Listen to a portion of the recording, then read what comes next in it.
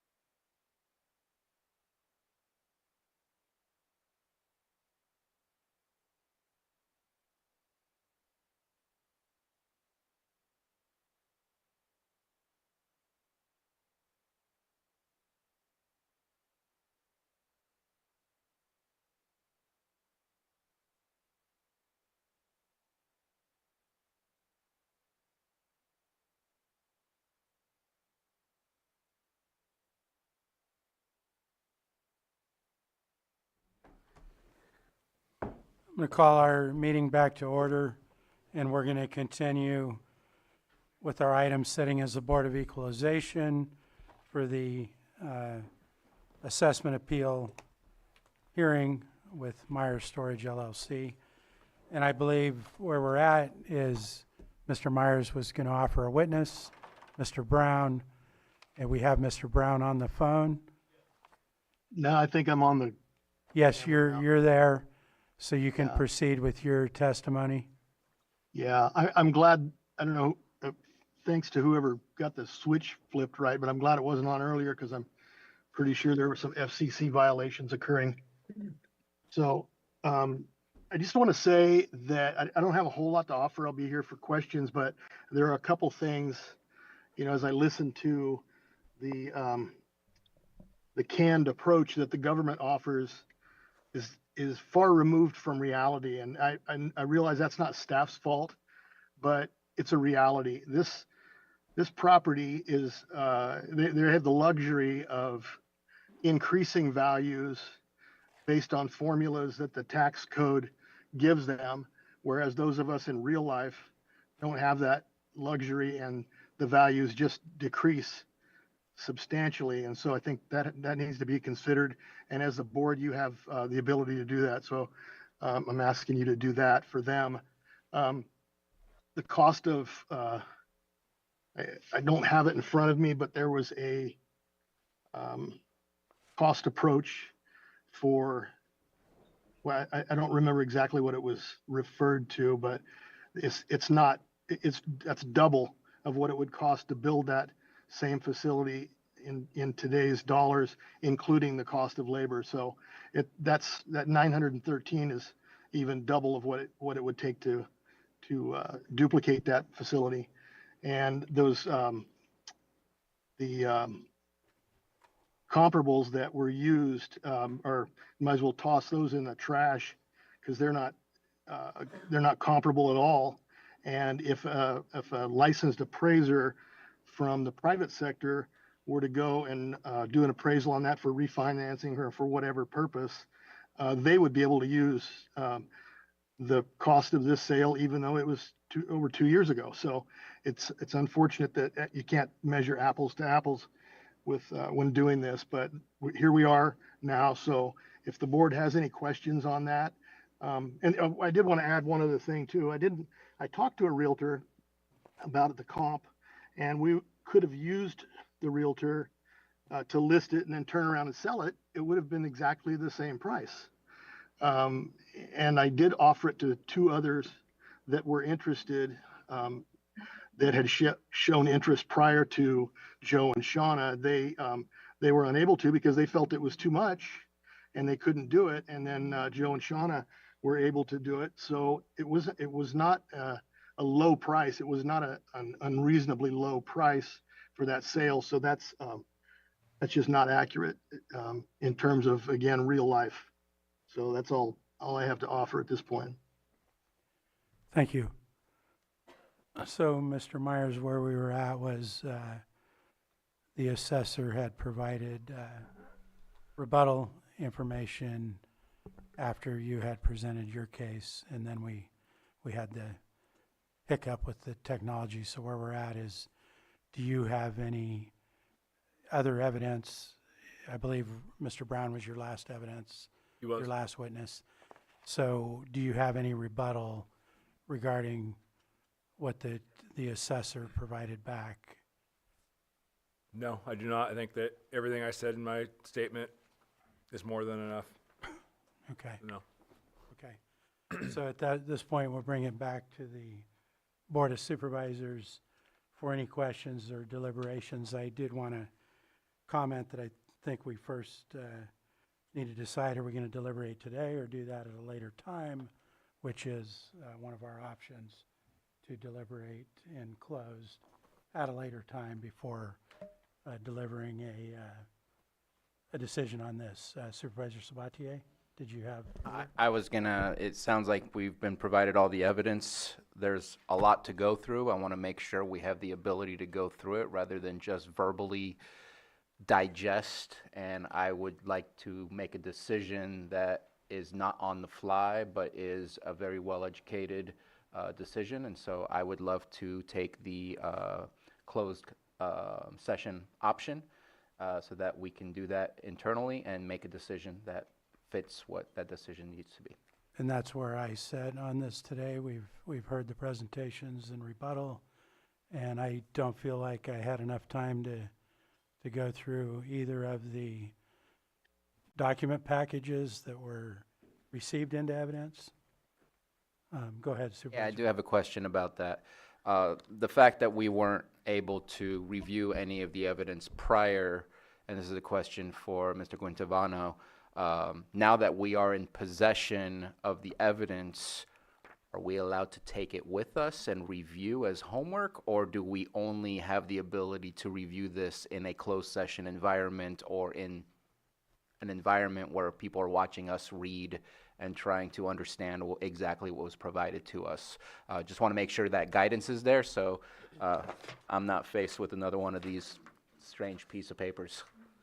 Thank you. Go ahead, County Counsel. Thank you, Mr. Chair. So with, on that question, I believe your board has the ability, since all of the exhibits that's been, all of the documents that's been marked as exhibits, offered as evidence, is already lodged with your board through the clerk of the board, that your board would have the ability in preparation for those closed session deliberations to review those documents, both from the assessor recorder side and also from the appellant side.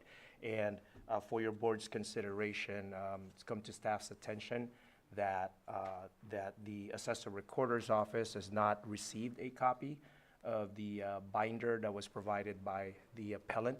And so your board may want to direct the parties at this point, since both are lodged in with the clerk of the board, to provide for the appellant to provide a copy of the binder of what he submitted to your board to the assessor recorder's office. So I see Mr. Myers just handed a binder. Can I inquire to make sure, is that binder identical to what was provided to the Board of Equalization? Yes. Okay. And for... Mr. Chair? Go ahead. Mr. Chair, this is Rob. I have a question of County Council. Does this, I'm not Well, you need to, Rules have Mr. Brown, direct your comment to the board, please.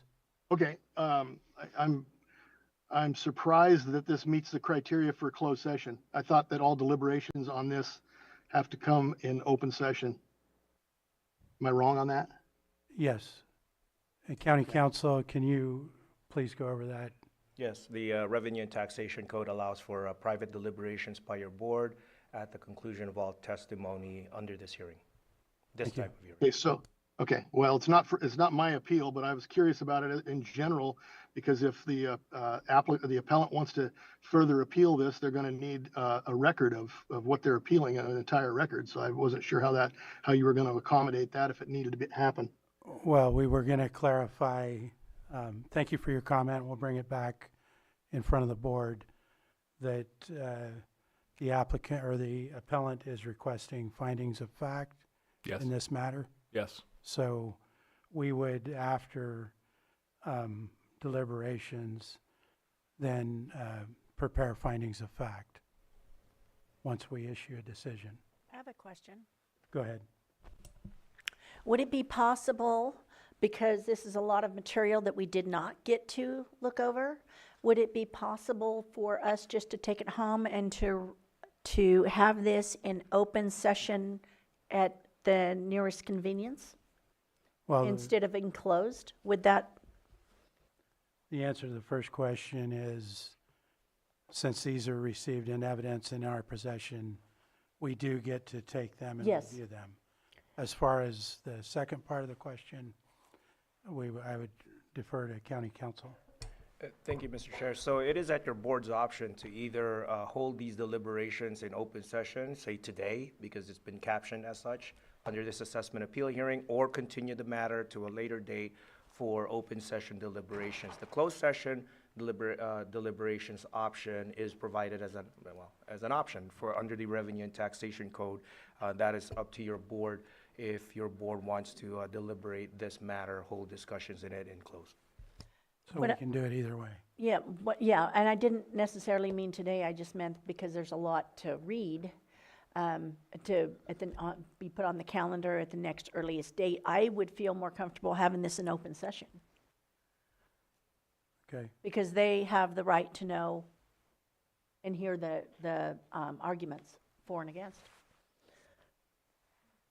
Okay. Supervisor Sabatier? And I apologize to County Council, but I'm just going to read section, Title 18, Section 313 in G1, where it says, hearing by boards and hearing officers shall be open, accessible, and audible to the public, except that upon conclusion of the evidentiary portion of the hearing, the board or hearing officer may take the matter under submission and deliberate in private in reaching a decision. So I don't mean to be argumentative, but they don't have the right to have to hear it. It's up to us whether or not they will hear it. And at the end, findings will be provided as to exactly how we came to our final decision.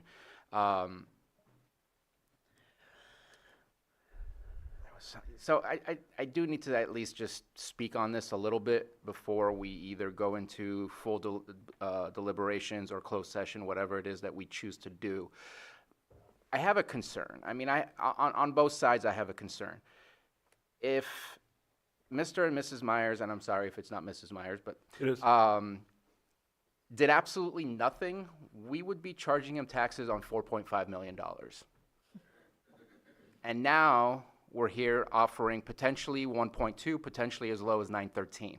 Like, I struggle with that as to how many other people are not appealing and getting some of those changes. We've seen a lot of these show up, and we have typically a lot of stipulations where it gets lowered. And I'm very concerned that that's our starting point versus where we end up with the offers that we place. On the other end, 700 could potentially be the case, but just because something is sold for the price doesn't necessarily mean that it's going to be the appraised value. Things happen where there's bid wars. That doesn't necessarily mean it's appraised at that. That just means it's highly competitive in the market. There's a lot that goes along with that. So it doesn't have to be exactly what you purchased it at, but it shouldn't be at the 4.5 million where we started, and this is not the first one that I've seen here in front of the board where there is a drastic reduction, and it concerns me that we're asking people to pay something that in reality now we're saying you should be paying 1.2 million or potentially less. So I need to express that, because that to me is a huge concern, because that impacts every one of our neighbors, every one of our community members.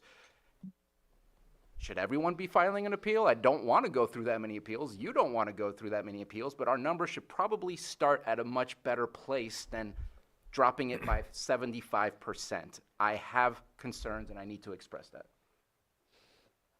Okay. May I? Now it's in front of the board right now. Go ahead, Supervisor Hahn. I concurred with that, actually, and that's been my concern as well. All I can say is if I had bought an investment property for 700,000 and it was immediately valued at 450 million, 4.5 million, I would sell it immediately and retire. Just saying. So it's obviously not worth that. And I had those, and I did go in and visit with our department, our assessor's department for 4.5 hours on Tuesday. Coincidentally, it was the next day after these binders were delivered to our offices. And I let them know that the binder had been delivered. I had an amazing tour. I think they're doing a great job. But at the same time, and I got to meet, I think, everybody in the office, and I'm really proud of them. However, I do have those very concerns. And at times, property prices are dropping. And as far as that one particular parcel that sold, it was on the market for 4 years before it finally sold, and it had a home on it. So I don't see why we can't use that. And I don't know if it's appropriate for me to say that at this moment, but yeah, I have those same concerns, why it started at 4.5 million. So I think what we need to decide right now is, are we going to deliberate today? Right now. I am not in favor of deliberating today. Okay. That's the first question, because I want to have a chance to go through all this information. Then, hang on one second. Then the second part that we have to decide is, how will the deliberations come back? So if we can, do we have a consensus not to deliberate today? Yes. Okay. So that's the first question. Was that a question about that? Not about the deliberation today. It was, I just wanted to, they asked a question, I just wanted to answer. Okay. Well, we're really not discussing that other issue right now. We're supposed to be working on we need to figure out what we're going to do with this appeal. So we've got consensus. We're not going to deliberate today. The next thing we need to decide is, are we going to deliberate in open or closed session when it comes back? I would like to see open. Okay. Other board members? I'm good either way. Either way for me. Supervisor Pyska, any opinion? I'm good either way. I think, I don't know what the calendar looks like in the next couple of weeks, and I don't know what noticing requirements are, and I know that we're not gonna have a full board, for quite a few meetings in the next couple of months, so. Right. We might need to consider timing. If it's something that you want done sooner, it might happen faster if it was in closed session. I don't know. Those are the questions. My biggest concern with timing, and the reason we requested the hearing date be today, is taxes are due at the end of this week. And we were hoping to have a finalization so as to not pay another highly inflated tax bill. If that's what we have to do to get to the end result that we're hopeful for, I guess that's what we have to do. I didn't bring the feelings and emotions into my statement earlier, but I want to thank you both for acknowledging that. In this time, my wife has birthed 2 children. This has brought an immense amount of stress and pressure onto our family, thinking that we were going to get penalized for attempting to promote our lineage. I understand the situation, or thank you for your comment, but I don't, I think we have consensus not to deliberate today. Do you have further? I do. I just, if we're not gonna have time to read this today, so we're not gonna deliberate today, closed session or open session, we'll still have the same number of board members Yes. here. So,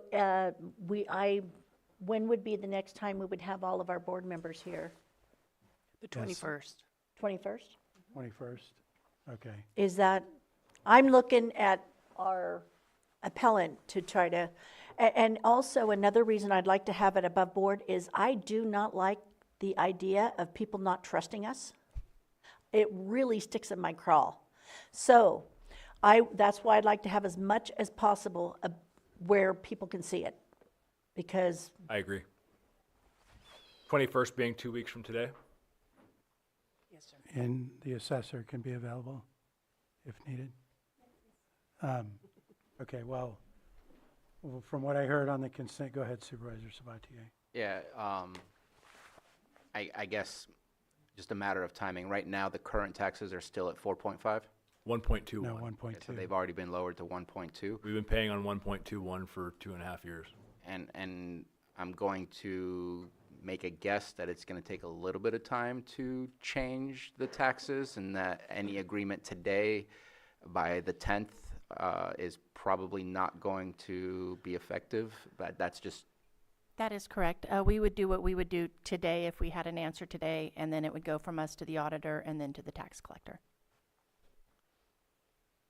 Go ahead Supervisor Owen. does the fact that there's an appeal put a halt on the taxes? No? Okay. Okay, well, I heard supervisors, nobody had an issue with doing it in open session, so I think that's the consensus I'm hearing, so sounds like we're gonna deliberate in open session on April 21st, so at this point, go ahead, County Council, did you have something? Thank you, Mr. Chair. So if your board wishes, I do have the proper motion language. Effectively, it's going to be a continuance Yes. of this hearing. So. Please, I think we're ready. So it would be a motion to continue the matter under this item, which is Assessment Appeal Application 15-2024, the assessment appeal hearing on that matter for deliberations in open session to April 21, 2026. We have a motion. He has a question. Go ahead.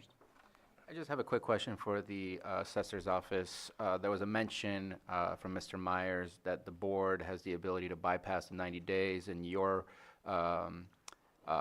presentation, you said anything outside of 90 days cannot be submitted as evidence. Can you help clarify what the law says that we are able to do as a board? I cannot speak as to what you can do as a board, but as an appraiser for the state of California, the Board of Equalization determines that we are not allowed to assess outside of that 90-day window. We can assess prior to, but not outside of 90 days. Mr. Guintavano, would you be able to elaborate on what our capabilities are or restrictions? That is something that staff will need to look at in my office. Don't have the answer right off the top. So we can have an answer on the 21st? Yes, and so right before your board is a motion. Yes. As part of that motion, I would like to add to that. Your board may consider setting a deadline for either party or both parties to file written submissions or written arguments in support of their positions, in addition to what was already submitted to your board. It's been done in the past, so your board, but that is up to the discretion of your board if you want an opportunity for the parties to send written arguments at a set date prior to April 21st, which is, the hearing. Yeah, I'd be in favor of allowing that. Is there any consensus? Yes. Yeah. What's the usual timeline for that? It's pretty much, it's fairly open-ended, so I would suggest submitting it certainly before the 21st, perhaps April 17th by the end of next week. Okay. So What's the motion again? does that need to be part of the motion or? That can be made as part of the motion too. So the motion to continue this hearing under Assessment Appeal Application 15-2024, continuing that hearing for deliberations in open session on April 21, 2026, and also to direct as part of the motion, direct each party to submit any written arguments by by close of business day, April 17, 2026. Do we need So a offer? time for the, We could, as far as the hearing, does it need to be part of the motion? Does it may need be to be advisable time because it certain? is a public hearing, so. Open, 1 PM? 1 PM? 1 PM. Okay, so Okay. moved. So we had a so moved already Second. from Helen, so second from Supervisor Pyska. So I have a motion and a second. You motioned. And providing, I did a third. follow-up written statement is not gonna subject us to another one of these. Continue. No, we're allowing final submission of basically a final argument And those arguments should be submitted to, Clerk of the board. to the clerk of the board by the end of business on the 17th. So we have a motion and a second out there. All in favor? I, Aye. Opposed? That motion carries 5-0. Thank you.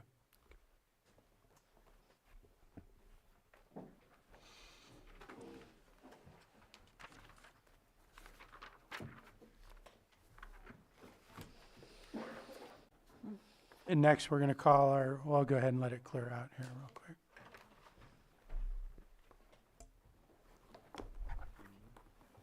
Here. Yeah. Go ahead. Thank you, Chair.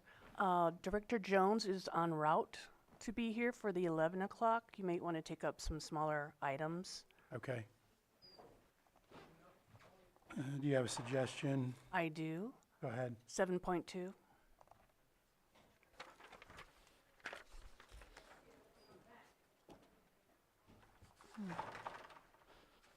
We'll call our 7.2 item, which is an erratum. A, consideration of memorandum establishing salary for the Public Works Director, and B, reclassification of interim Public Works Director Lars Ewing to Public Works Director, and we have a request to move this to a future date. Yes, sir. No, And do we have a date and time certain for that, or that's? Not at this time. Not at this time? Okay, so do we have any input from board members? I'm okay with that. Good to go. Any opposition? Okay. Do we have any members of the public that wish to comment on this item only as to whether or not we move it to another date? None in the room, no hands here, and we have consensus to move it. Next, 5.19.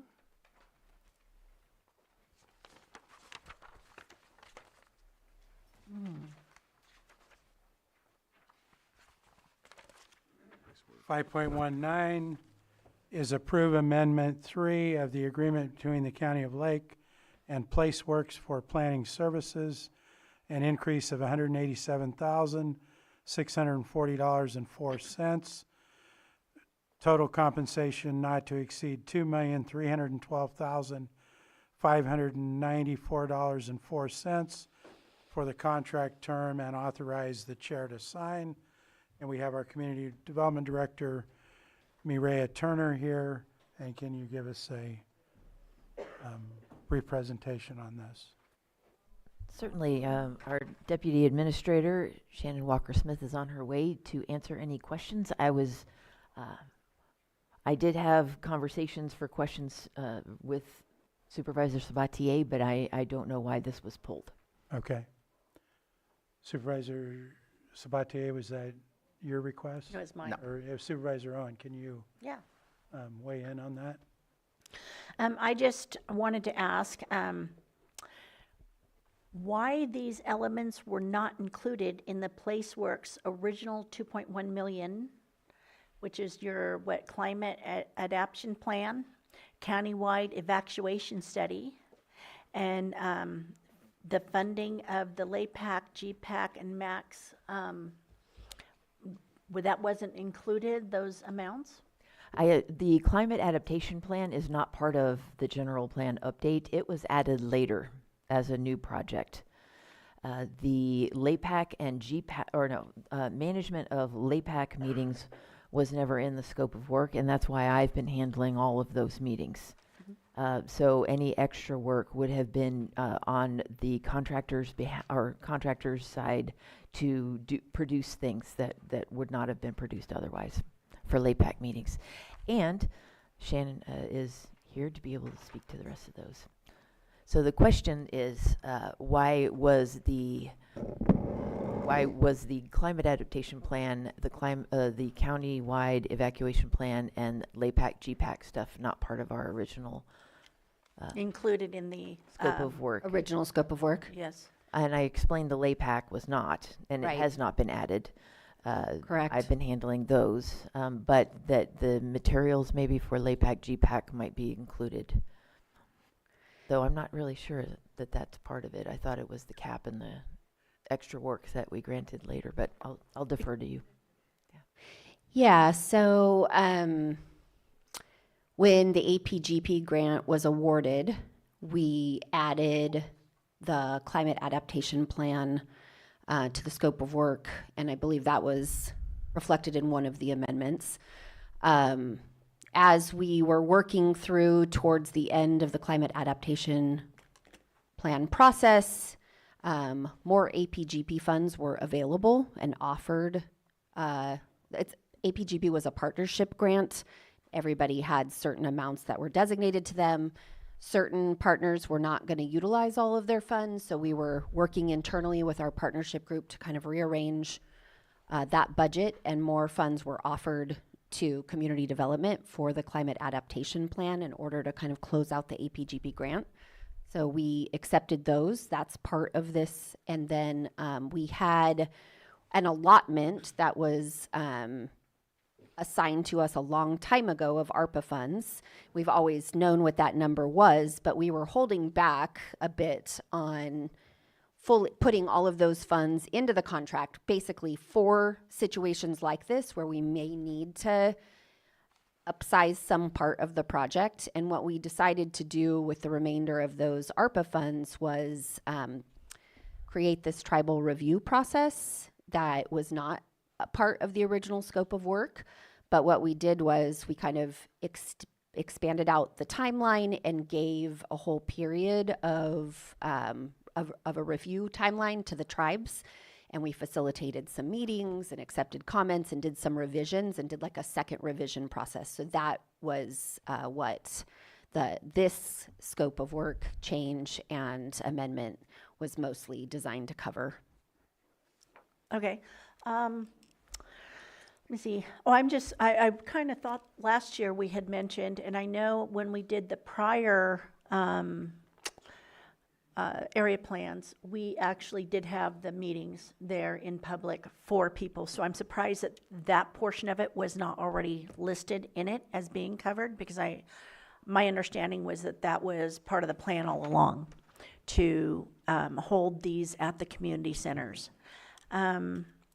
You And mean as the a matter of- LAPAC meetings? Yes, your LAPAC, and I know that in the past, because I was on that committee in Middletown in Hidden Valley area, we had several more meetings in public that we've had a lot fewer during this process. Do we have a timeline delivery for these portions of it? Are they being worked on now, or are they? The climate adaptation plan has already been approved by the board. Okay. The LAPAC and GPAC meetings are planned to conclude at the end of this month. The countywide evacuation study has already been performed and informs the health and safety element, as well as the climate adaptation plan. Okay, and is that listed on online or anything, the evacuation plan studies?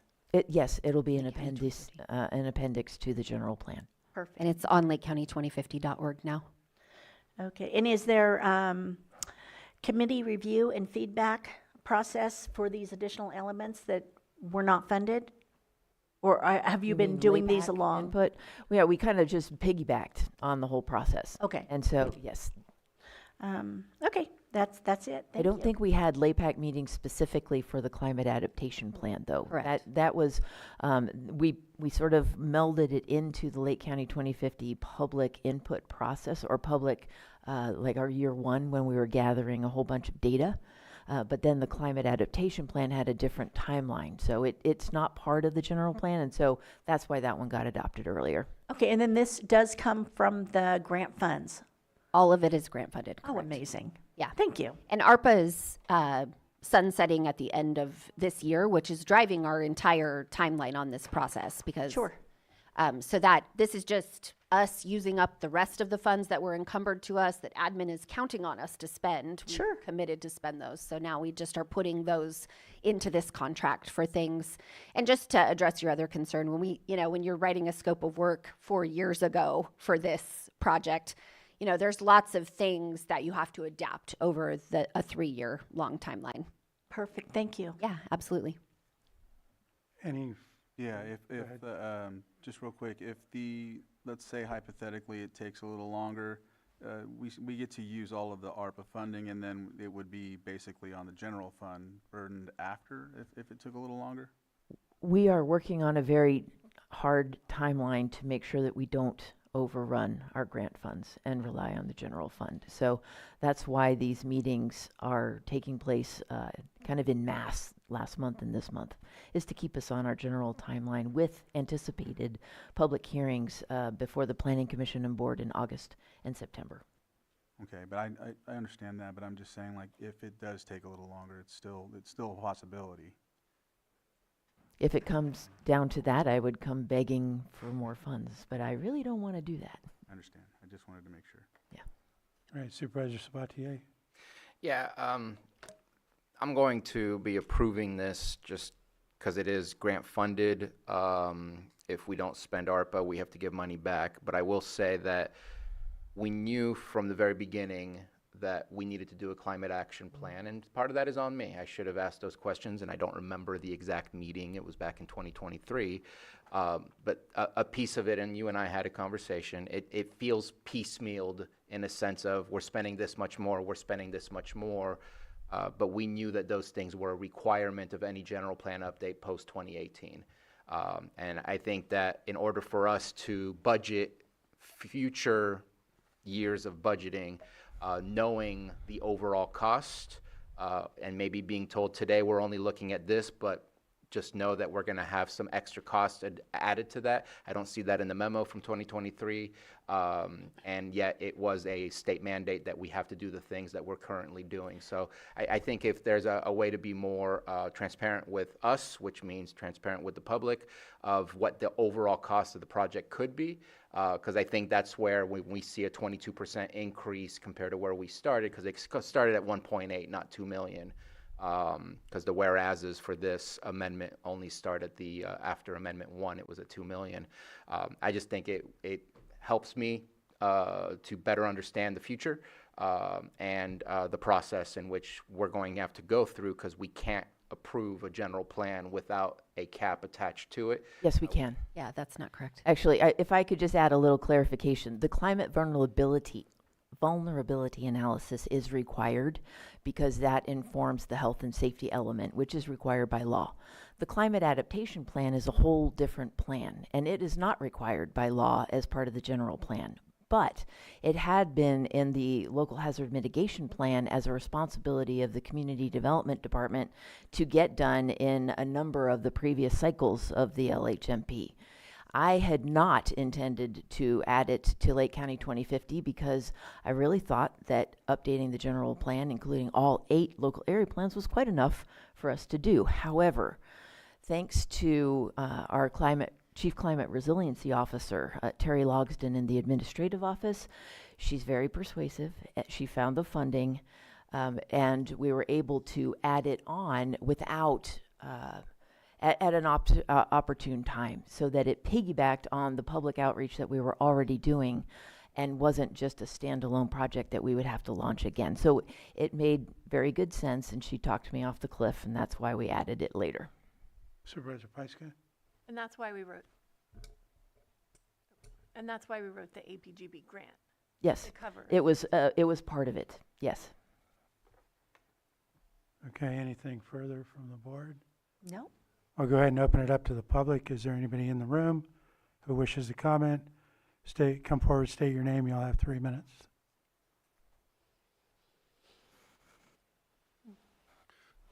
Good afternoon, Mr. Chair, members of the board. My issue is, again, around governance process. I think that the fact that the money is coming from grant funds seems to have dodged a bullet when it comes to procedure. It appears, and I'm not entirely clear because there wasn't enough information provided in the legislative text, but from what I understand from the director, a lot of this work was already performed. And it was already performed outside the contract and without approval from the board and without that funding. Imagine if the funding wasn't from grants and the board said no. Well, now you got a contractor that did work, still needs to be paid, but who authorized it? So I think this idea of, well, let's just go ahead and do the work and then after the fact, we'll talk to the board and see if we can get an okay, is clearly not a best practice. It's not good governance. So I think in this case, though, you got grant money and that's great and you can use it, completely understand, but the main issue is this should have all happened a long time ago. As soon as you realize you had an opportunity, you should approach the board, said you had an opportunity, we have the money for it, get the green light, and that way everything's above board and there are no surprises. Thank you. Thank you. Anyone else in the public? Yes, come forward.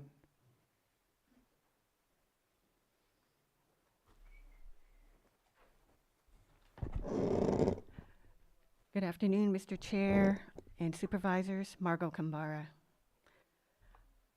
Good governance calls for scope of work, identified deliverables, a delivery schedule for the work or services rendered, all of which contribute to transparency and government accountability.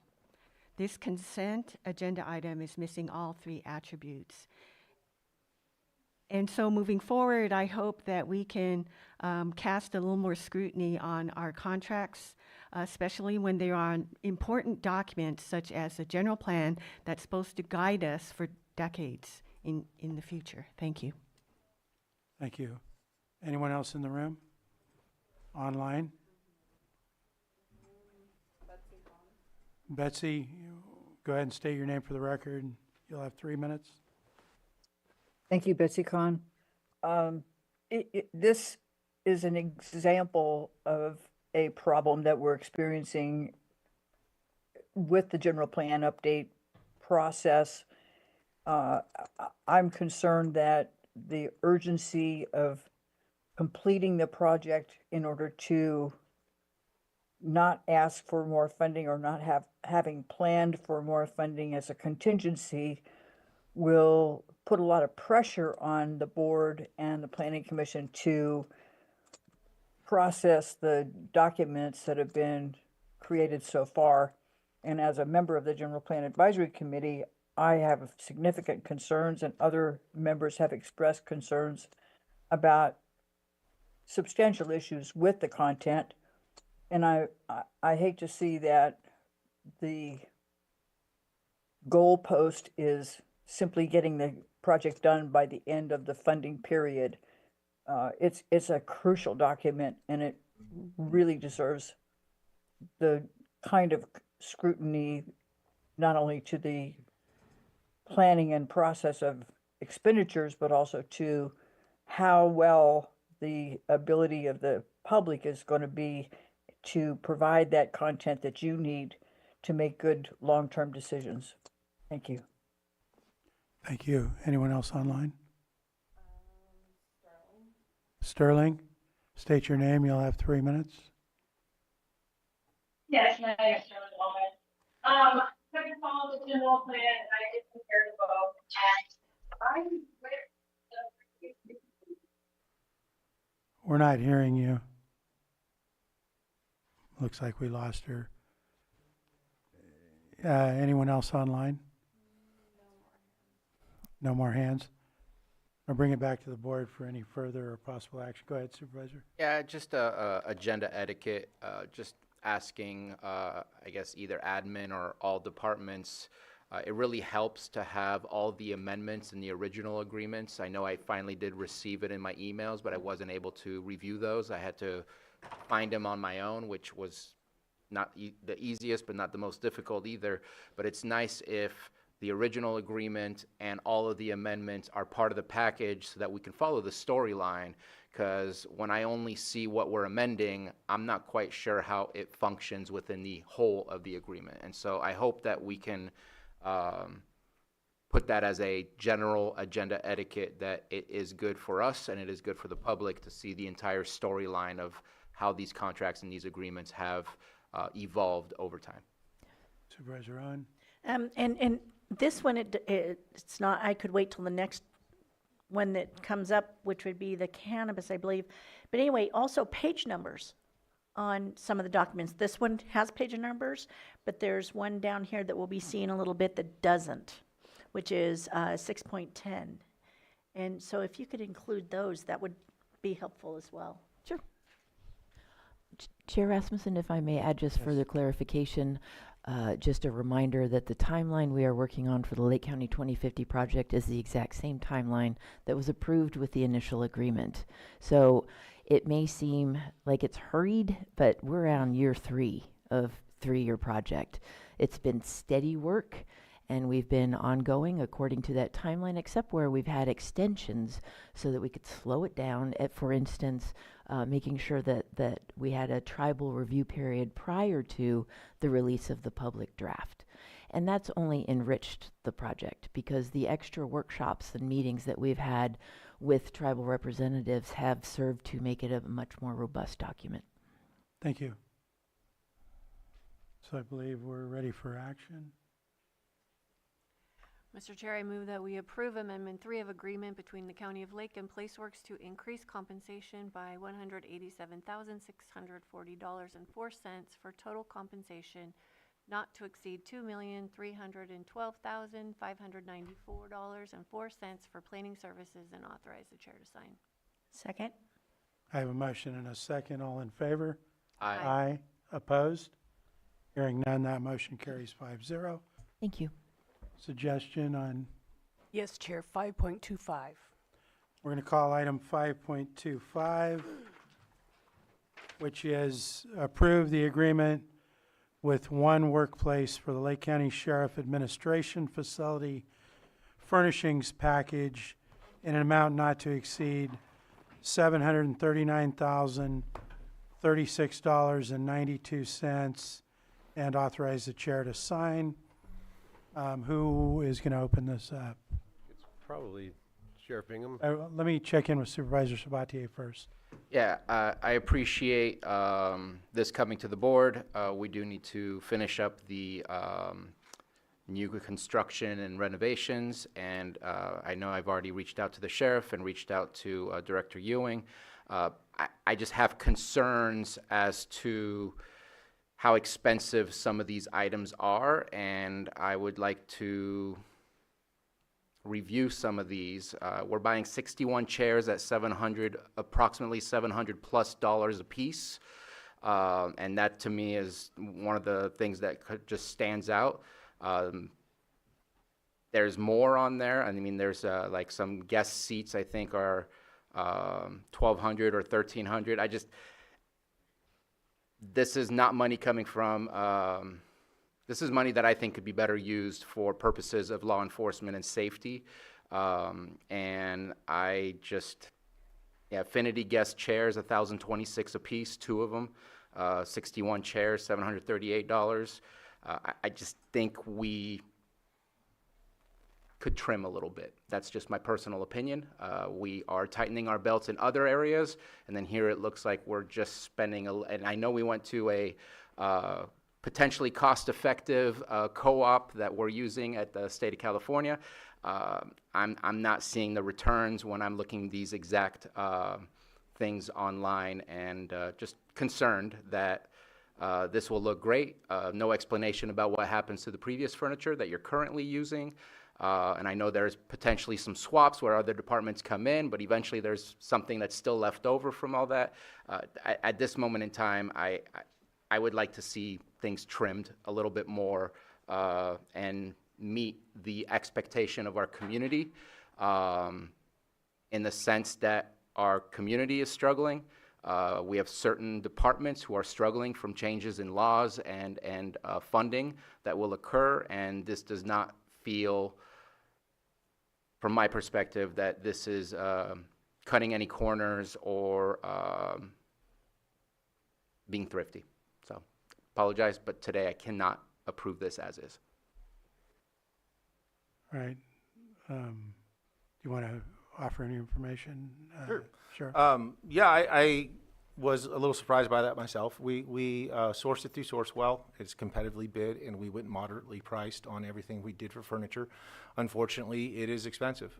I just looked at the last 6 months in the sheriff's office alone, and we spent anywhere from $400 to $700 on office chairs. That's the cost of them.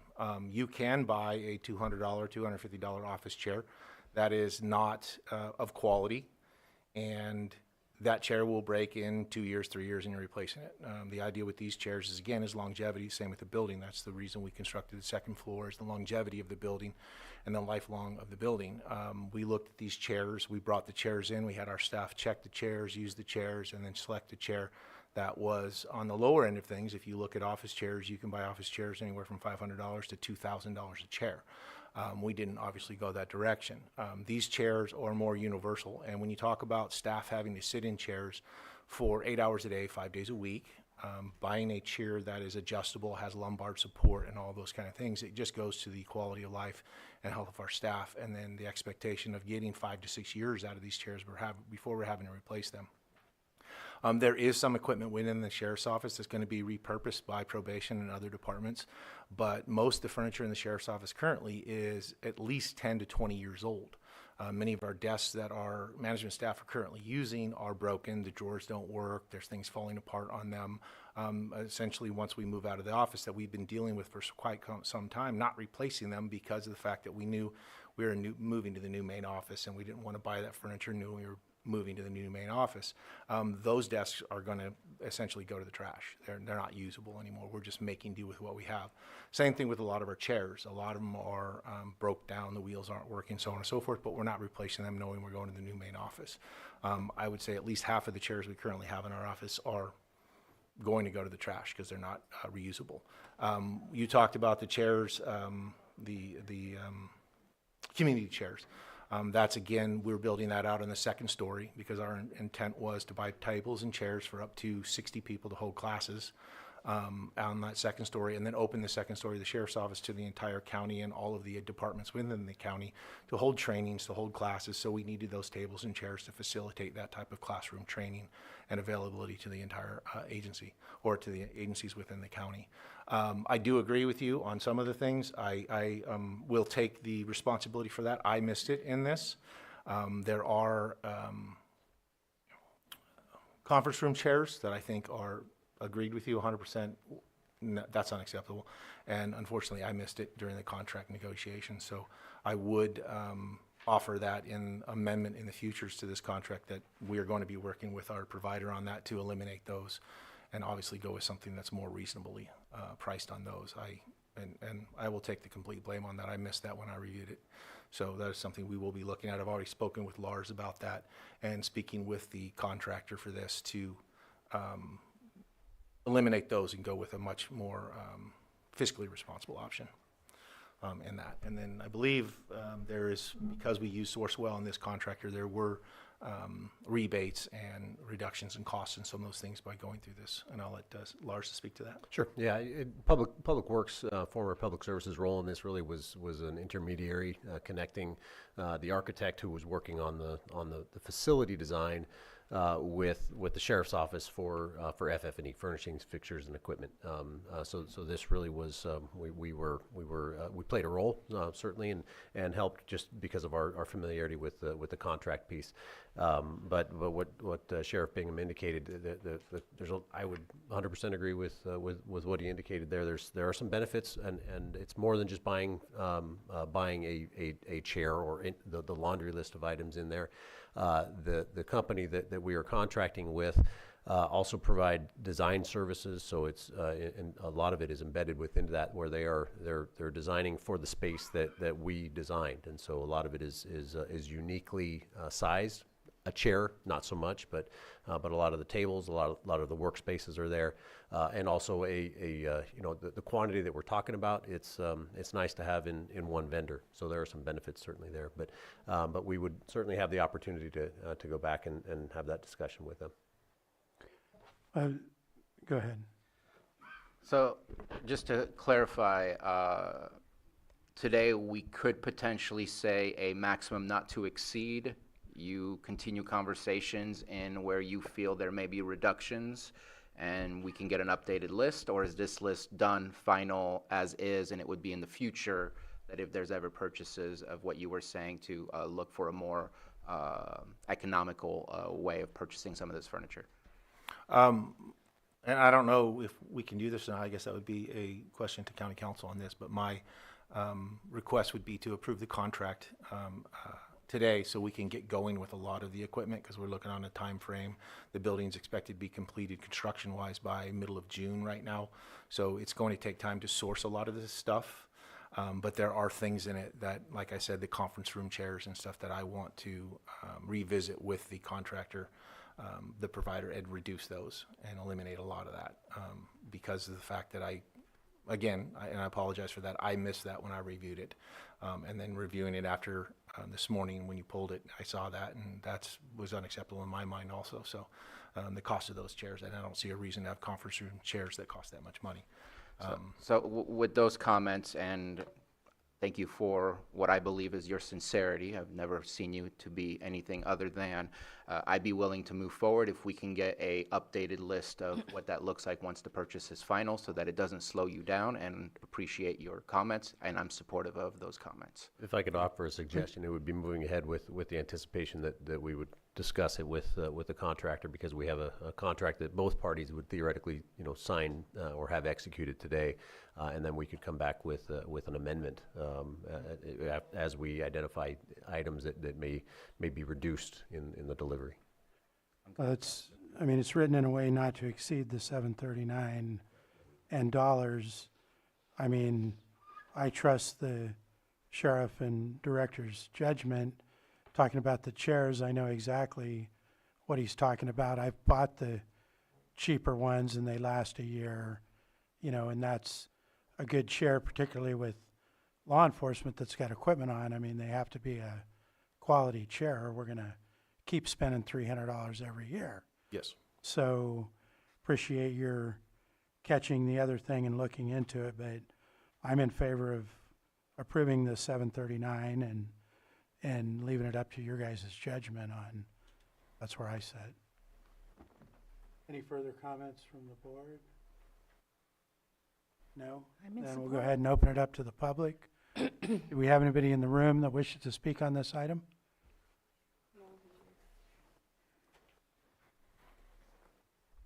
None online? Okay. Hi, name's Charles Morris. I spent 31 years in the military, and a lot of it's sitting at a desk, and my back is a mess.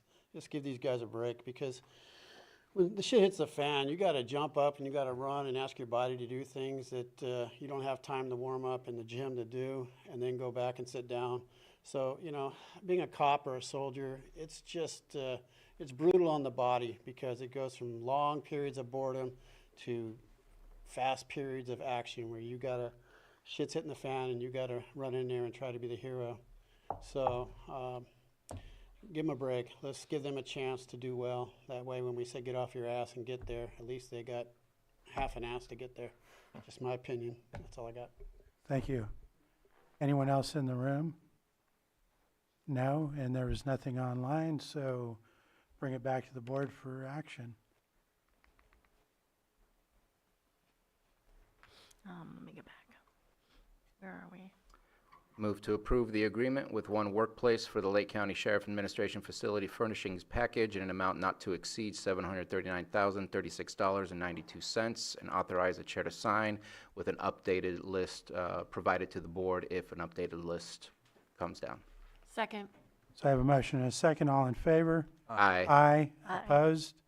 That motion carries 5-0. Thank you for coming in. Thank you. All right, back to our 11 a.m.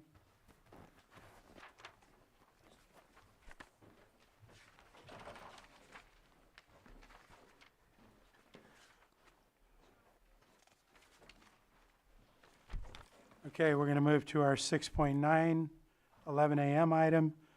This is consideration of the agreement between the County of Lake and Catholic Charities of Northwest California for operation of a safe parking program under Encampment Resolution Funding EFR in an amount not to exceed $400,000 for the term through June 30th, 2027. And I'll turn it over to our Behavioral Health Director, Elise Jones, to introduce it. Thank you so much, Mr. Chair and Board. Just to remind everybody, behavioral health is the administrative entity for the Lake County Continuum of Care. This contract is a procurement through the Lake County Continuum of Care, which has its own executive and governing body. Of course, Supervisor Spatier presently serves as the chair of that, just to completely level set. So my understanding is that went through the process.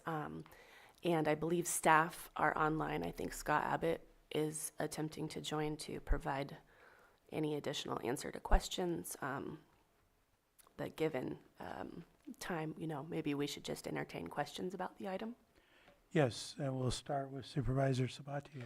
Yeah, so the Continuum of Care received approximately $1.5 million from the Encampment Resolution Funds. That was a grant from the state of California, and $400,000 of that will go to Catholic Charities to create a safe parking environment. We are currently working through a use permit in the city of Clear Lake at one of its local churches as a participant. And so I think that this is moving in a positive direction to try and create a safe space for folks who are unhoused and also living in a vehicle.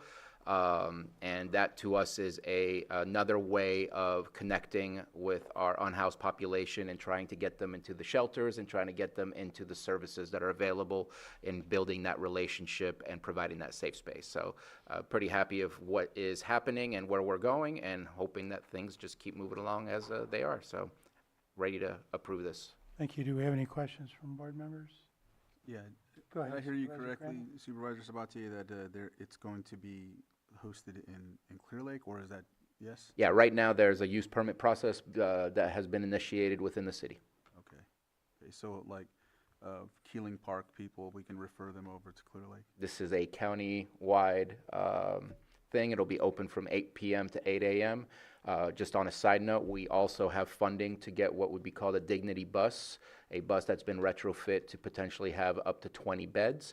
We're hoping that this bus would also be able to stay at the safe parking that will be part of the use permit, and making sure that we can make that work out for us.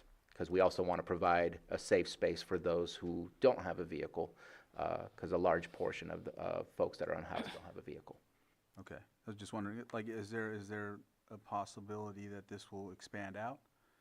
Because I know that just for example, the parks in my district, obviously, they park there too. So I mean, if they can't fill in the Clear Lake spot, would there be a possibility to look at that in the future? Not that I want the parks to be No, you're saying another safe parking is what you're asking.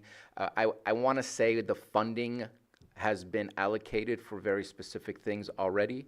And that we probably would not have more funding. And I don't know if Director Jones is able to say more to that. I don't believe there's more funding made available.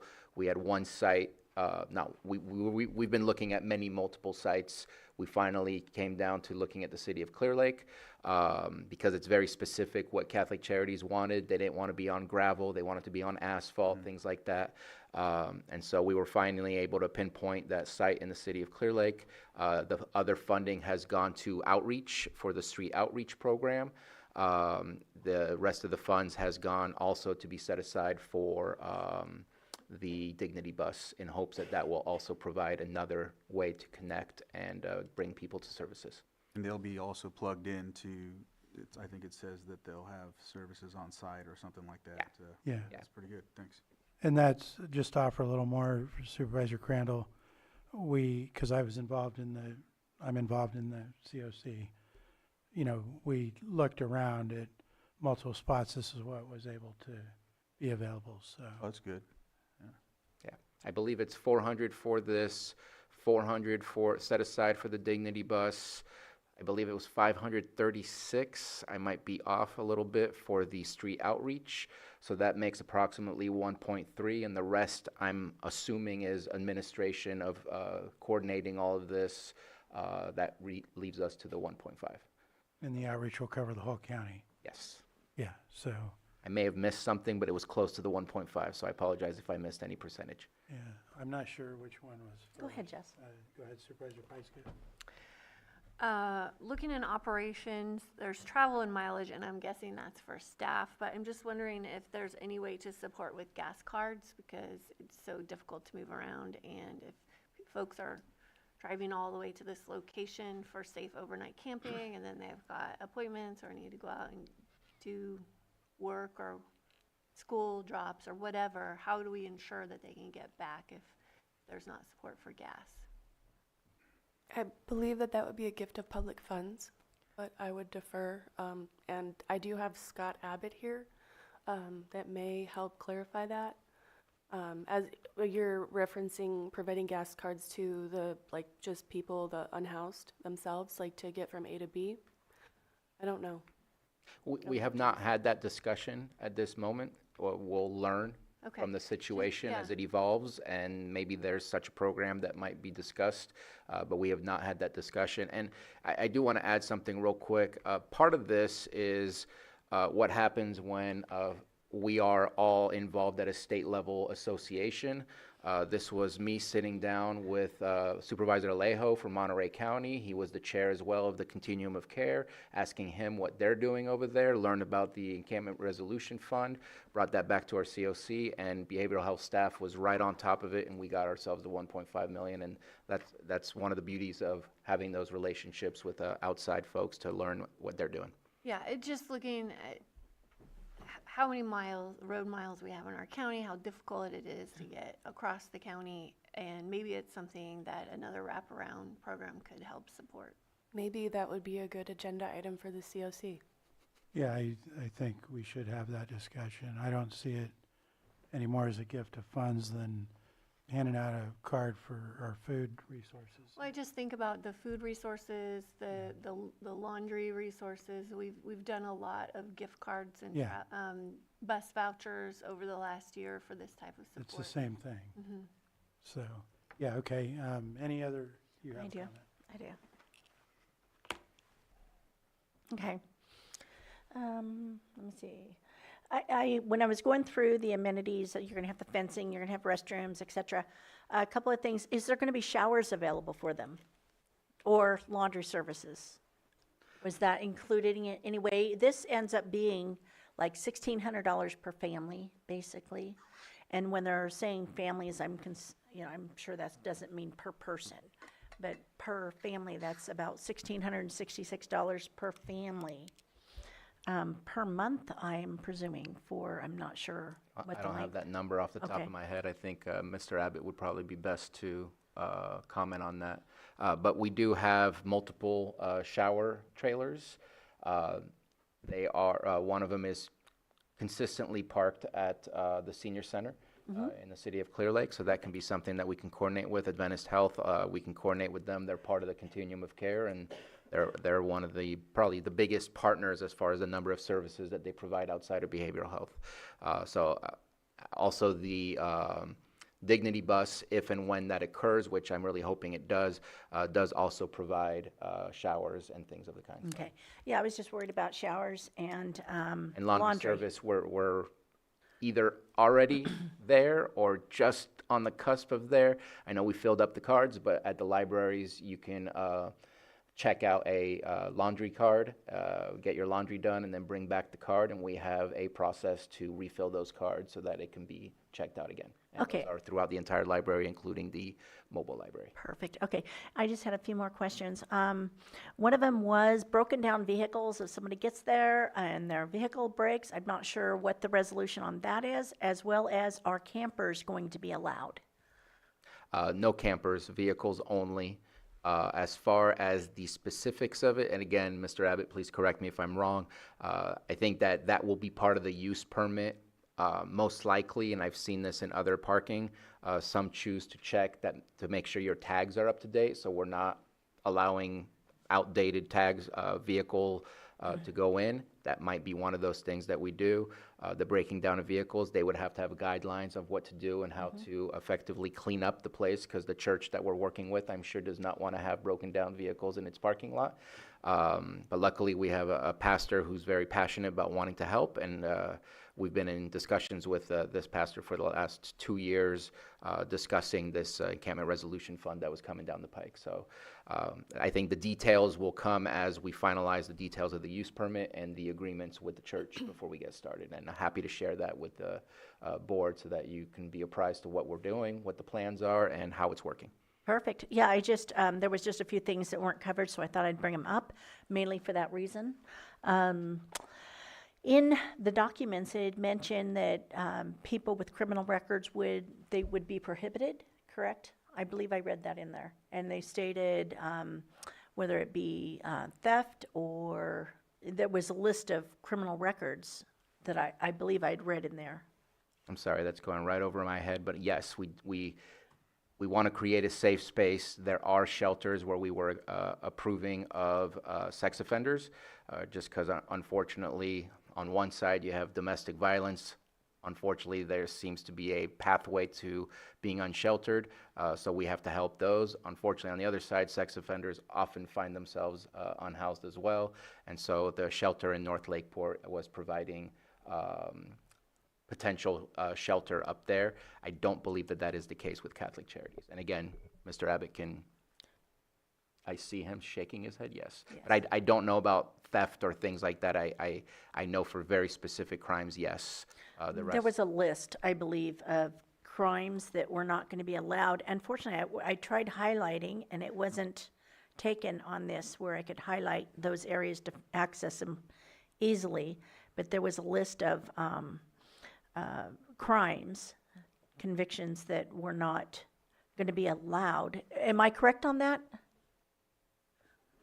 Scott, do you want to? One that I remember is the sex offender. I don't remember the other crimes. I apologize. I'll look for it while we're continuing, because I know I had seen that. There was one more question, and that was about insurance. It mentioned a $1 million one incident. With today's standards, I know many years ago, I was like 20, 30 years ago, I was at $1 million, unless the county was found to be at fault, and then it could come back on the county. So is that something, do we need to ask this question, is that going to be enough? And with the loophole, with the county being able to be held responsible? I would defer to county council, who would have approved this agreement as to form. Sorry, Lloyd.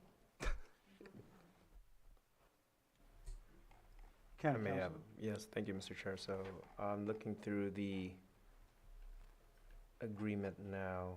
In particular, I'm looking for the indemnification provisions. It does call for, under Exhibit C, Section 5, call for the contractor to indemnify and defend the county. It has standard indemnification, hold harmless the county. So that's standard indemnification language. In addition to that, under the same Exhibit C, Section 9, it lays out the insurance requirements for the contractor, which you'll see under 9.2, comprehensive public liability insurance, $1 million, among other things. Those are standard language for indemnification insurance that the county typically uses in its services contracts. Go ahead, Supervisor. And I'm sure that there will be more indemnifications between Catholic Charities and the church, between Behavioral Health COC and Catholic Charities, and possibly the city of Clear Lake. Again, we're taking those first steps, and I think the list you were looking at has to do with the contractor themselves, that they have not been prosecuted for embezzlement, theft, forgery, bribery. Yes. Yeah, that's Oh, for, that was that's for for the the contractor. contractor Okay. themselves, so that I we don't misread give that. those people money, Okay. but not for the specific individual. Yeah, I was looking for that, so I couldn't reread That's it. why I was a little confused. I was like, well, somehow I missed Yeah, I was wondering, my follow-up check, which I guess I don't have to ask that, and that is, who is going to be checking the backgrounds? Okay, I think that's it. Okay, I think we'll open it up to the public. Is there anyone in the room? Mr. Ewing. Lars Ewing, Interim Public Works Director.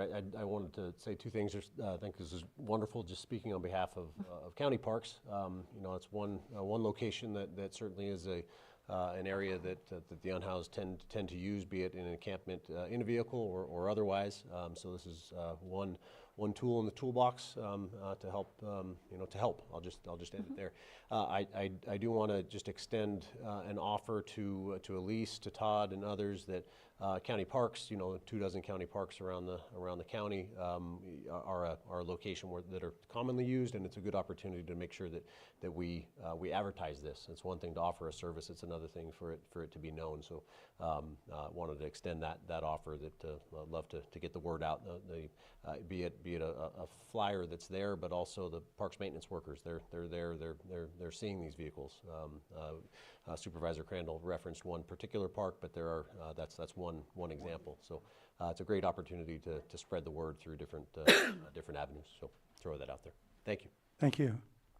It's a good idea. Anybody else in the room? Anybody online?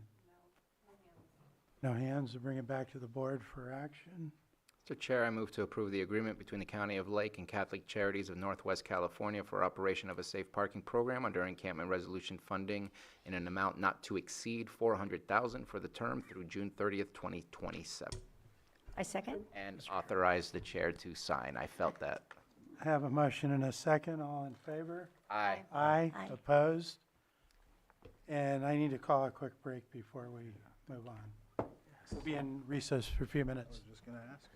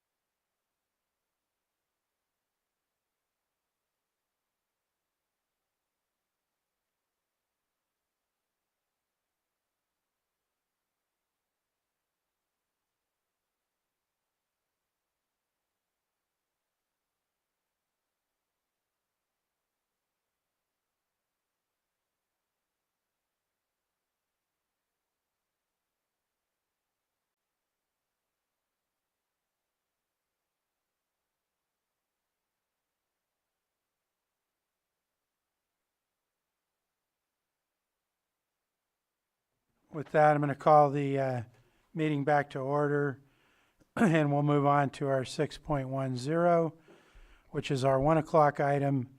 It's a public hearing, consideration of ordinance to amend Chapter 21, Article 27 of Lake County Code regarding commercial cannabis regulations. This is continuation from March 10th of 2026. We have our director, Mireya Turner, and staff also here to present this item. With that, I'll turn it over to you, Director Turner. Thank you, Mireya Turner, Community Development Director. This item was Article 27, amendment specific to cannabis-related businesses, was last seen by this board on March 10th. At that time, the board asked for a few additional additions to the draft ordinance, as well as directed us to take some time to have discussions with the air pollution control officer with the Air Quality Management District, which we did. And I will just highlight some of the new things. They're all the second set of bullet points on page 1 and 2 of your staff report. And we'll go over the amendments so far. Additionally, just so the board knows, this is not technically a first reading because we're still not certain where the board falls on a number of items such as setbacks specifically. And so we'll be able to have a better draft or a accurate and updated draft ordinance at the next hearing, hopefully. Additionally, I am also working on a redlined version of Article 27 so that you can see the changes in their entirety in Article 27 and also Article 19, and I'll cover that in a moment. So, some of the additions from last meeting. A reduced canopy request. This was a discussion at the board as to how low can a reduced canopy request go, noting that it seems ridiculous to have a plant, so somewhere higher than that. So so staff thought about it for a little while, and the lowest available amount at the state level is the Type 1C cottage. So that would be 2,500 square feet outdoor and mixed light, or 500 square feet indoor. This is the lowest at the state level, and so staff offers this to the board as the lowest possible threshold for a reduced canopy year here as well. Additionally, I do have a few different pieces of information, and so I'm happy to answer questions from the board as we go. Yeah, go ahead, Supervisor On. I had notes on that. Thank you. I had notes on that, and I would say, from my perspective, I would think that it should be in accordance to what their allotted amount is, so maybe at a not less than 25%, because with the smaller portion, that's going to just end up being like, for the cottage, that's just going to be maybe a couple $100 worth of taxes, correct? I don't do taxation. So anyway, I'm thinking that a percentage would probably work better. Did you have something to say? Are you going to correct me? But I'm thinking like down to 25%. Okay. Would be a thought. So 25% of approved total canopy. Supervisor Sabatier, did you have a question? Yeah, just a comment, since we're commenting on that. I struggle forcing any business to be active if they don't want to. They have 2 years, no activity, you lose your permit. That's what you had mentioned last time, that if there is no activity, no operation of a use permit, not just cannabis, but any use permit, that use permit automatically expires if there is no operations. Correct. So I think you shouldn't force a business to do business. That's not our job. And we can say out loud, we want your money, but really we shouldn't be saying, no matter what your life situation is, we're going to force you to cultivate because we want your money. Like that I think we leave it to them, and if they don't grow for 2 years, they lose their permit. They know that, so they're not going to do it more than 2 years. And if they want to do a small amount, so they do a small amount. I think that we're getting in the weeds. If we're going to control the percentage of activity minimum, I struggle with that. Supervisor Pyska? I think we should align with the state in every way so that it makes it easier. We're not working with different goalposts, and the state has a minimum of 2,500 square feet. Well, but that's just the license that has the minimum square That's the footage, right? It's not, you're forced to. My understanding is that you are able to do a reduced canopy year at the state level as well by telling them the amount that that you intend to cultivate that year. Because that's the license type, and the license type still doesn't say you're forced to do 2,500 square feet. It's just that's the smallest license type. Correct. I can concur with, actually, I found my notes finally. I did have the 25% of the permit reduction, but I also had the 2 consecutive years, and the project permit would be voided. Correct. Or The opt-out- reduced, Right. reduced, Uh, too, if you're doing it at a percentage. I would be willing to go with the not requiring for 2 years. I'm getting a little confused. Let me make sure I understand. So currently, we have opt-out and reduced canopy options available to our permittees. The board, in their discussion last time, was speaking about where would be the appropriate amount for reduced canopy to make sure, because the purpose of reduced canopy is to be able to cultivate less, but still remain active. It doesn't count as your year one of opt-out or inactivity. And so the board conversation at that time was, what is the lowest that we would accept for a reduced canopy year, knowing that this is not the same as an opt-out year? So if I'm hearing correctly from Supervisors Sabatier and Owen, we shouldn't have a minimum on reduced canopy. Is that correct? I was feeling with the reduced canopy, 25%. 25%. Yes, or the opt-out. But if it went on for 2 years, then if you went, it would affect their permit if they reduced for more than 2 years? No, that would not necessarily reflect their permit because it expires with inactivity, not reduced activity. Okay. Yeah, so that's a way of keeping your permit active. And with the opt-out over 2 years, I agreed that we would. That's automatically. And that's why, Yeah. right, the draft ordinance does have wording saying you can't do opt-out 2 consecutive years. You can do opt-out and then skip, not do an opt-out, and then do another opt-out, and then skip, and then do another opt-out. But you can't stick 2 opt-out years together because your permit will expire. Okay, so question on that for clarification. If you do opt-out and then the next year you come back, does it need to be at full scale, or can it be reduced? There is no minimum, there is no requirement limiting doing an opt-out 1 year, reduced canopy the next year, reduced canopy or opt-out the 3rd year. There's nothing prohibiting that at this time. Okay, I think that should be addressed. Did you have something else? So, I mean, I think we should just stick with kind of what we've been talking about for a long time, and that is 2 consecutive years of opting out. We do need to define what the minimum is if there's a reduced canopy. And any way that we can align with the state saves all of us a headache. What exactly is the problem if they grow 1 plant. 10 plants, 1 plant? Don't you get paid by them to do an inspection? Don't they have to pay for the state license? Don't they have to pay for everything that we do? It's not, I just.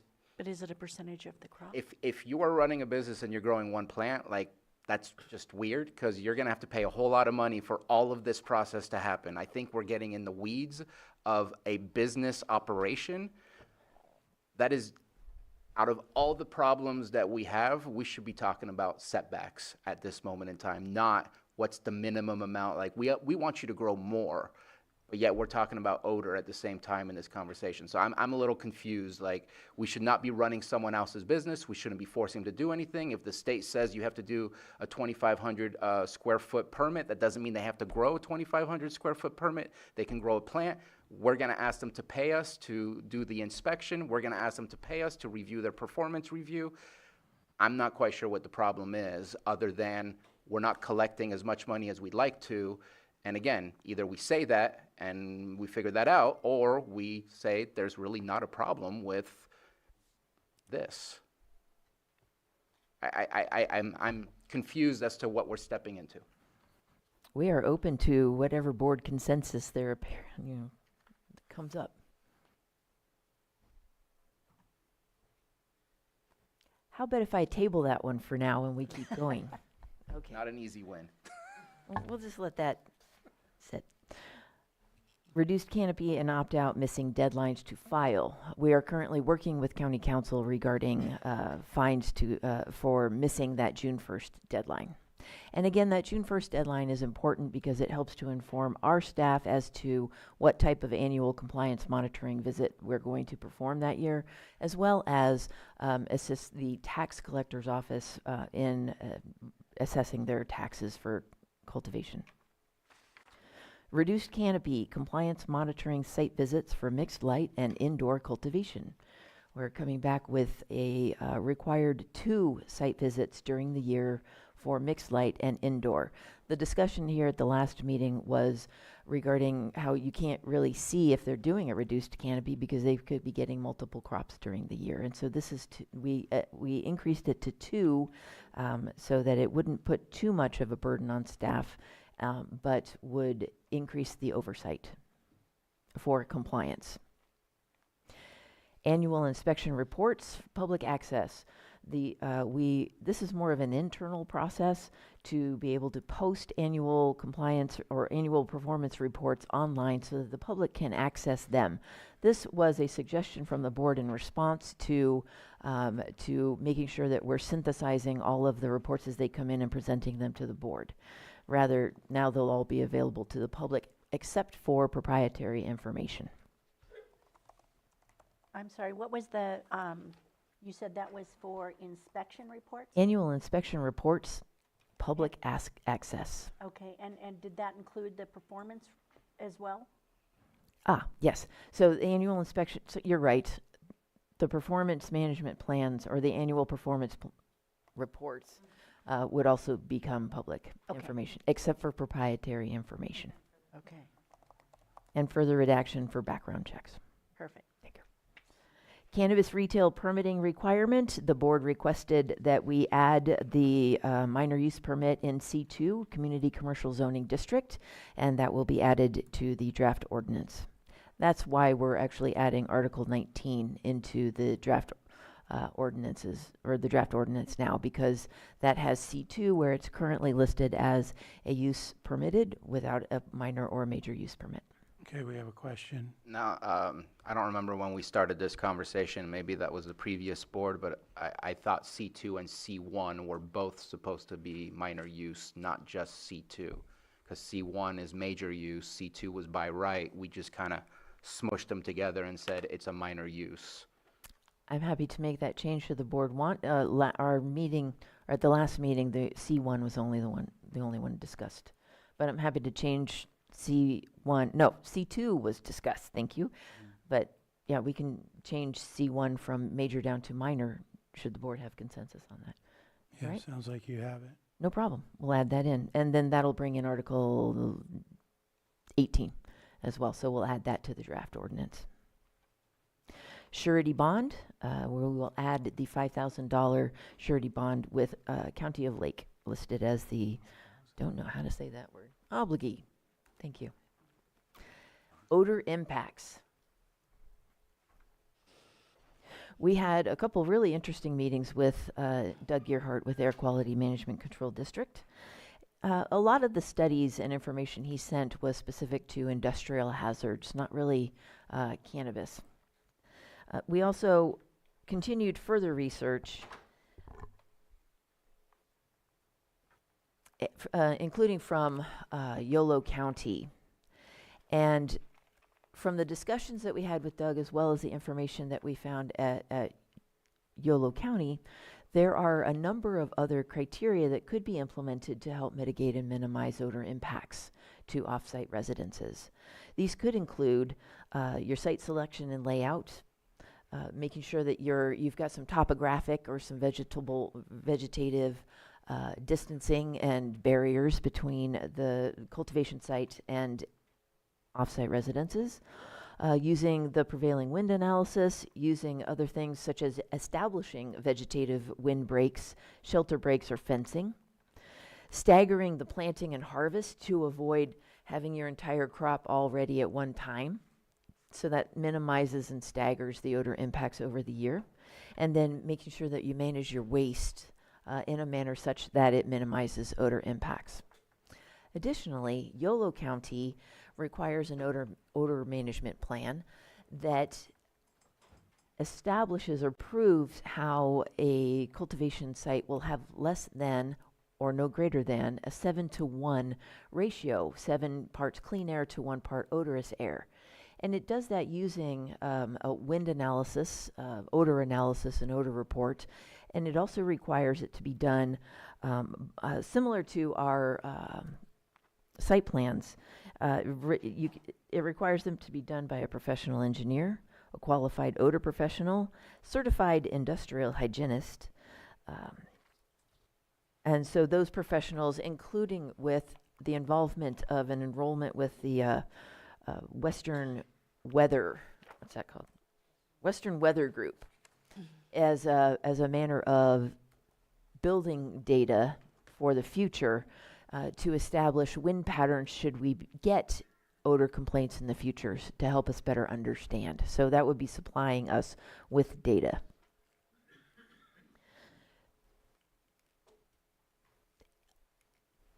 Additionally, within this staff report is a repeat of the inverse square method of deriving or calculating setbacks based on both a 100-foot and an 800-foot from a 10,000 square foot canopy. So I present these things to the board with the purpose of having a robust discussion to sort of see where the board is thinking to go, and we will modify the ordinance accordingly. I think that's the end of my bullet pointed segment. Yes. Additionally, at the request of the board, we did include the farmland protection zone boundaries in this part just as an informational part, but we also do intend to attach it to the draft ordinance.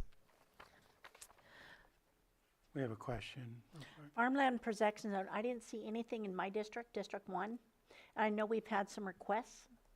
But I know that I believe in the eastern part, like High Valley area, there also isn't any. It's something I'd like to know,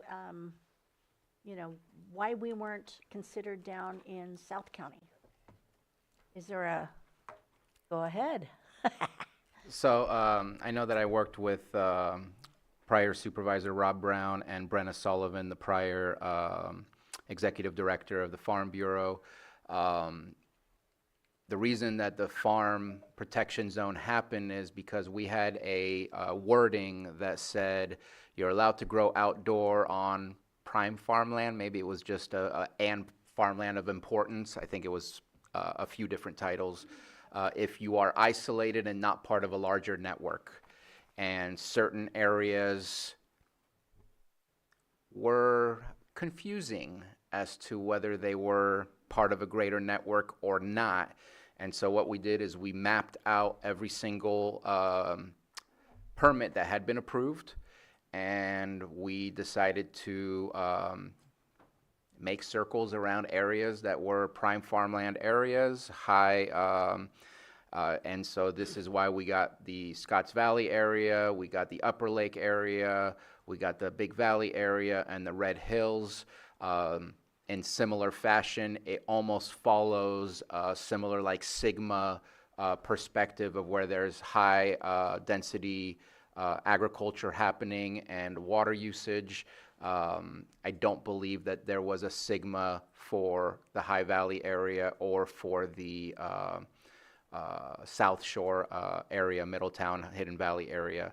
But that was the unfortunate scenario of trying to salvage what needed to happen, and the map is so much easier to figure out what we mean by a large network of agricultural areas versus putting it in words and getting people's different interpretations. And so that's why at that point in time, there was nothing to save in the Middletown, Hidden Valley area and nothing to save in the High Valley area. And what would need to be done to be included in some of the farmland protection zones? A decision from the Board of Supervisors. The board would have to approve a modification of that ordinance to include additional areas within that map. Thank you. Certainly. Anything further? Right. Let's see, farmland protection zone. I think that was it, was my question on being excluded. So, thank you. Sorry. Okay. Did you have more, Supervisor? Yeah, I just wanted to add to the farmland protection zone. I wasn't sure if it was planned to be put within the 1,000-foot setback, where right now there's cities, tribes, public lands. There is that nebulous 1,000-foot setback also around the farmland protection zone that was originally there. It seemed to have disappeared a little bit on the last iteration that we saw. I didn't see it specifically here, and I just want to make sure that it's added in that list with the 1,000-foot setback. We will add that to that section of the ordinance. Yes. I was looking at the list of the table of code amendments. Just being picky a little bit on page 2 at the bottom where it says type 5. Minimum acres is greater than 20 acres, but that type 5 is for anything more than 5 acres, so that minimum should be 100 acres. Type 5, the first one is less or equal to 5 acres, so I get it that the minimum is 20, because in order to do 1 acre, you have to have greater than 20, or 20 or more. But the next type 5 Right. is for anything greater than 5. If we can turn that to a minimum of 100 acres, that would make sense. Will do. Then it goes down to B underneath that table, and had to look it up because it was a little confusing. AAA is, or Section 27.13 AAA is for processing. Yes. I mean, I want to make at least a comment regarding odor, because obviously this is why right now we're looking at a 75-foot setback, which I think was always the case. I don't think that changed. Correct. But then a 1,000-foot setback. There is no reason a processing plant should stink, period. It is not outside, it is inside. If you're doing indoor, if you're doing processing, if you're doing manufacturing, there are tools and there are equipment to ensure that there is no smell. So I think we need to hold folks accountable to making sure that they are investing in their facilities to ensure that that doesn't happen. There may be a momentary lapse where you open up the gates and you drop off stuff, but I know my experience that I experienced, that should not be the case. There is technology to reduce the odors coming out of a facility. There's ways to do double door systems so that you can enclose a little bit more of the building. But I think that I have not seen my expectations met. And I don't think we need a 1,000-foot setback. I think we need to say you're in violation, period, and you're going to be paying a fine until you fix your facility and make sure that the smell doesn't smell. 1,000-foot setback just seems ridiculous, and that shouldn't be the case. There was a further comment on the review of the annual report. Sorry, I'm trying to find it here. Where it still says it's supposed to go to the Planning Commission. And I forget specifically where it was.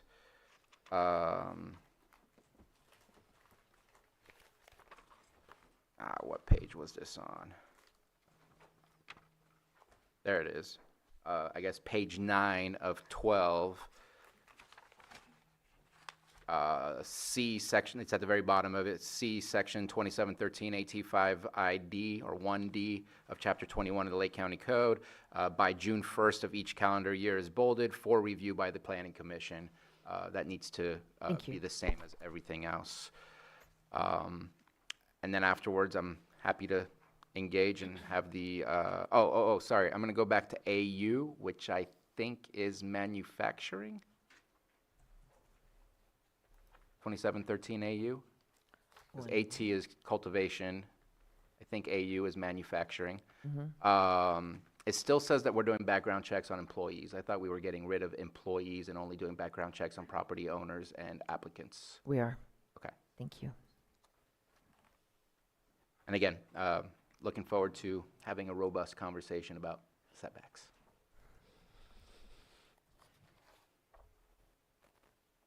Right, I think that was all the questions for now. Thank you.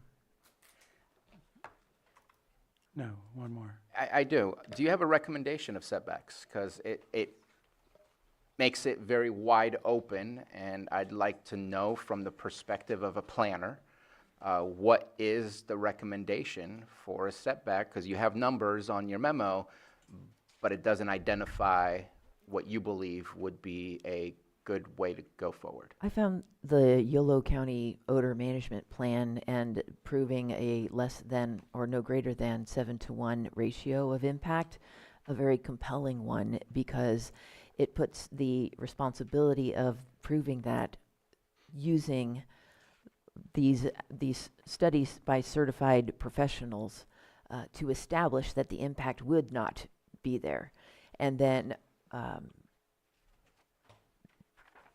given that, hypothetically, maintaining the setback where they are currently should work if they're proving that. Because if they're establishing that there will be no greater than a 7-to-1 ratio impact, and therefore there will be no impacts to the off-site residents, then when we start getting complaints, we go back and we do the testing there, because the applicant has established that they will not have an impact, even with outdoor cultivation. And so the purpose of that odor management plan would be to not just talk about distancing from the residents. That would be merely one of the criteria. It would also add in, these are the wind studies that we've looked at. This is why we think that we can support that there will be no more than a 7-to-1 ratio when it hits the border of the project parcel. And that's holding them accountable to that in a manner such that we've had difficulty grappling with by just talking about vegetative screening. Thank you. My pleasure. And I like that, I think, because my biggest concern is, and I'm not an expert on figuring all that out, but, the complaints on the odor impact is what I get the most of. So I just want us to do the best job that we can to try to figure out how to make sure that they have the appropriate systems not to have these impacts on the neighbors. So it seems to me that seems like a good method of trying to figure that out, and also hold the folks accountable to stay within that. Go ahead. I think that the odor is one of the issues that we really don't have a handle on yet. And I believe that right now, San Bernardino County, I think they have a case coming forward with a lawsuit on odor. So I think getting this right and trying to figure it out is really important to be ahead of the curve, or to kind of protect us. I have one more thing. Somewhere there was maximum canopy listed Yes. in there, I believe. Yes. And I know we had talked about a maximum canopy. I think primarily because we seem to be behind the ball. We're not keeping up with the issues at this point. And I know I had mentioned removing the 10-year renewal at the beginning, and then I was for it again a little later because of so many grows being non-compliant. Kind of a solution might be something along the lines of, if they are, because I saw that you were wanting to remove the 10-year renewal and keep them in there permanently, correct? I'm actually not clear on when you say so many grows are non-compliant, what that means. That means when our new ordinance comes forward, we're changing the setbacks, we're changing a number of things, so they'll be legal non-compliant. Oh, so it's not that they're operating out of No, compliance no, right no, no, now, it's that the no. rules would change? Yeah, Okay, I know thank you, I exactly what I appreciate that. So anyway, maybe a way to kind of get around that, I did meet with some growers, and, you know, the whole point is to be fair to everybody. That's what our goal is to, this, like I said last time, this is a new industry, and we're gonna have to make changes. But say, perhaps violations might trigger that, where it would have to come up and become compliant. Because I do see the challenges for those that are good growers and are not causing issues in the communities. So I'm not sure what it is, but I'm trying to learn as well.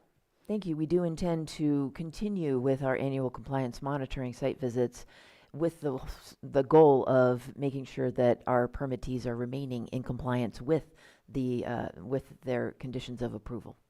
Thank you.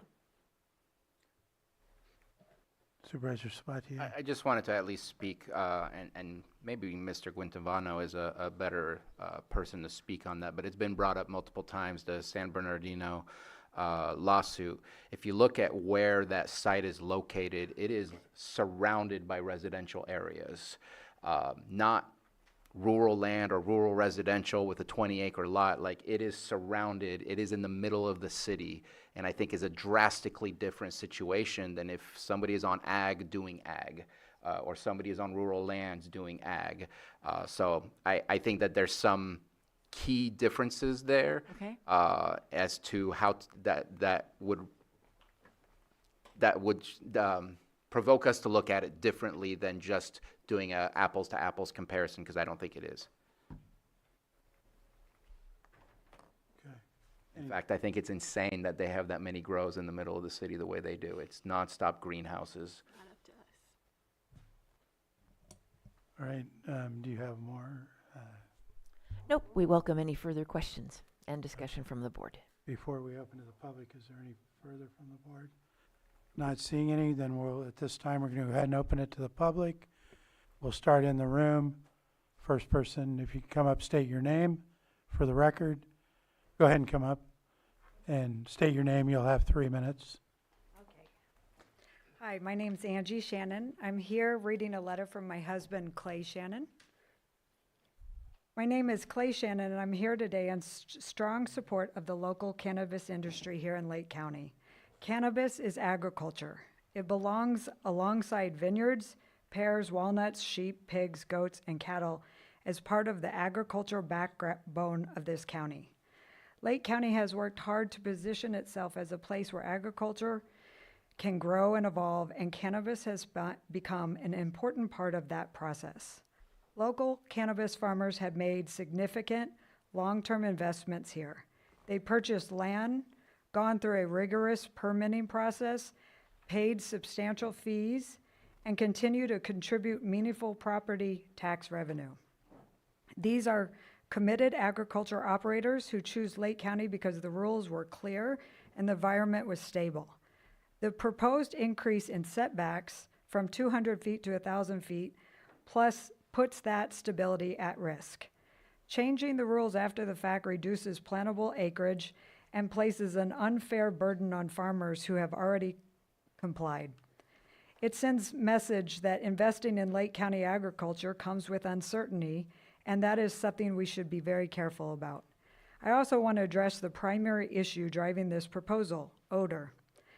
The lands being discussed are agriculturally zoned. That zoning comes with an expectation that normal agriculture activities will produce odors, dust, and noise. In many cases, traditional agriculture uses such as cattle operations, dairies, or pig farms can generate far stronger and more persistent odors than cannabis cultivation. Yet those uses are permitted and protected because they are part of agriculture. This is where the right to farm principle matters. Right to farm exists to protect farmers from exactly this type of pressure. It recognizes that agriculture has impacts, and it ensures that those who choose to live in an agriculture area accepts those realities. Standard disclosures already made this clear. Agriculture brings noise, dust, and odor. That is not a nuisance. That is part of nature of working the lands. Cannabis farmers deserve to be treated under the same framework. They are not asking for special treatment, just equal treatment. Beyond that, cannabis is one of the few sectors bringing in younger generations back into agriculture at a time when the average American farmer in this country is nearing 60 years old. This industry is creating real opportunities for young farmers, entrepreneurs, and working families to live and work in Lake County. If we want to revitalize our rural economy, support working lands, and keep agriculture alive for the next generation, we need to support the industries that are actually attracting people here, not restrict them. Thank you. Thank you.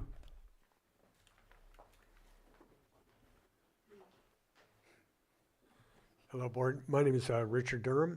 I'm a realtor, and I'm also a cultivator. So I was reading today on the items we had here, and one of them was a suggestion on how to get rid of these odors, and that was to plant different varieties, ones that were more citrusy instead of skunky. Well, cannabis has like 30-some terpenes, so only one of them is the skunky one. So that would be kind of difficult to ask somebody to do that. And the other one is a smaller cultivation area. God, we put a lot of money into our gardens. Now you want me to make it smaller so it doesn't smell. That should have happened up front. And the other one was to change it to indoor to reduce the air. Well, you know, that's asking a lot of a grower. The other one was design or other technology. I mean, other technology would be grapes use air movers. We could move the air. Maybe get a contract with Febreze, and then we could just hook up and spray a little Febreze behind the air mover, and everybody likes that smell. And then vegetative barriers. Well, if they're natural, I agree. But if you have to put a vegetative barrier in, now we're affecting the water table. And we're already dealing with that.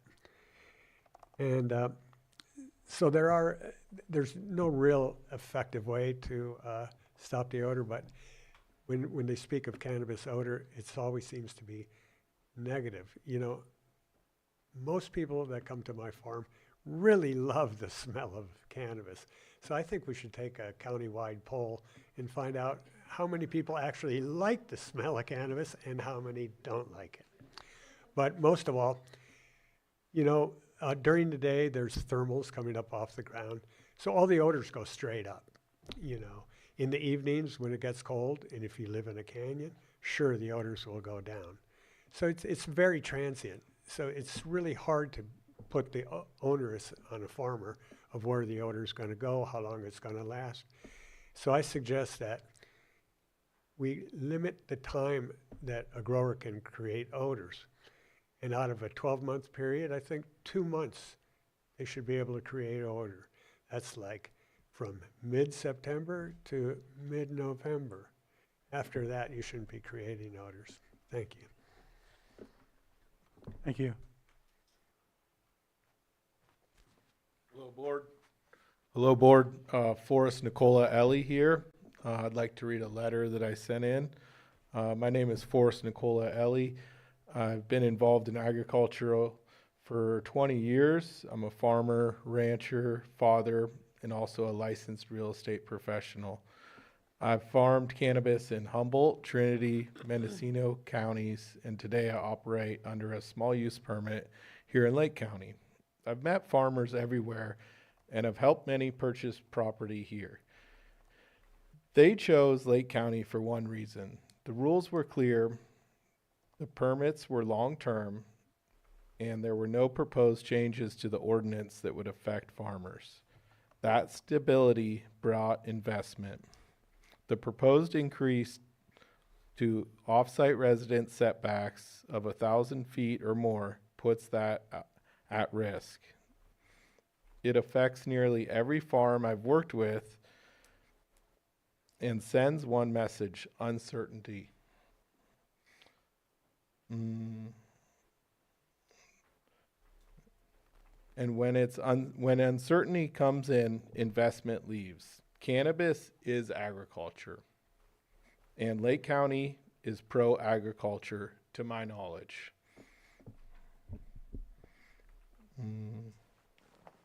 Farmers support the local economy.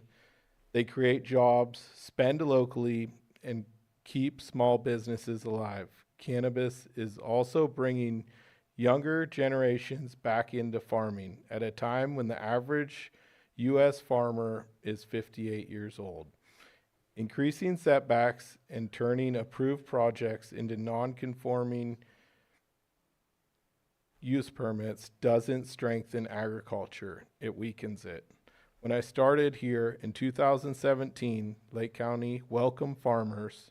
It supported agriculture, including cannabis. I encourage you to stay focused on that vision. Support agriculture, don't restrict it. Standard California real estate disclosures clearly state that properties near agriculture may experience noise, odors, and dust. Agricultural comes with impacts. That's understood.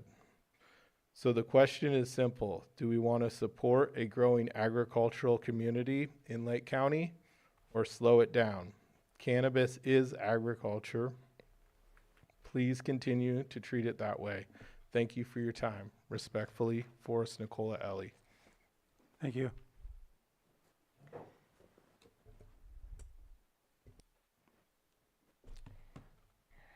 Good afternoon, Mr. Chair, Board, Angela Amaral. I'd like to start off with, I keep hearing that there's, excuse me, no non-compliance, that everybody's in compliance. And I think it's inconsiderate to continue telling your board that everyone's in compliance when they're not. One of the requirements of the current Article 27 is that inspection fees must be paid prior to cultivation. The current cultivation ordinance, continues to appear as if it's not being enforced. This is 10 projects that were allowed to cultivate in 2025 without paying their inspection fees for 2024 and 2025. This is copies of their payments being made this year in 2026 after they cultivated in 24 and 25. If any of you would like to discuss this further, obtain copies, please let me know. Recently, I sent information to the board with regards to odor. I have to disagree with Supervisor Sabatier. I understand apples to apples, but this covers a 1 mile radius. Many permitted cultivation sites are approved within a 1 mile radius. So I'll just read out the letter that I had sent in case you guys haven't had time to read it yet. At a time when the county is discussing commercial cannabis cultivation size limitations plus or minus 20 acres, there are actions around the state that the board may want to take into consideration moving forward. As you may or may not already be aware, there are other County Board of Supervisor actions and court rulings that may affect how Lake County proceeds when it comes to dealing with off-site cannabis odors. In 2025, a court ruling granted a class action lawsuit to move forward in Santa Barbara County and further defined the class as all residents within a 1 mile radius of a commercial operation. The residents' lawsuit seeks damages in regards to odor and for loss of use, enjoyment of property, and loss of property values. The March 2026 court ruling, there was a link in the email that I had sent to you. Additionally, the Santa Barbara County Board of Supervisors has been taking aggressive measures to address odor with possible revocations for failure to meet strict deadlines to install mitigation measures. For reference, outdoor cultivation is heavily regulated in Santa Barbara County, and some areas have bans on outdoor cultivation to protect the environment and to mitigate odors. There was also an article about their no extensions. They weren't granting extensions for the permits. Of note is the fact that the cannabis operation, the middle of this particular class action lawsuit, is a 9-acre operation. The judge has ruled that everyone within a 1 mile radius may join as a plaintiff of class. What would the potential radius be on a 20-plus acre cultivation site for a class action lawsuit? Please strongly consider instituting a 5 to 10 acre cap on cannabis projects moving forward. Thank you for your time and consideration. Thank you.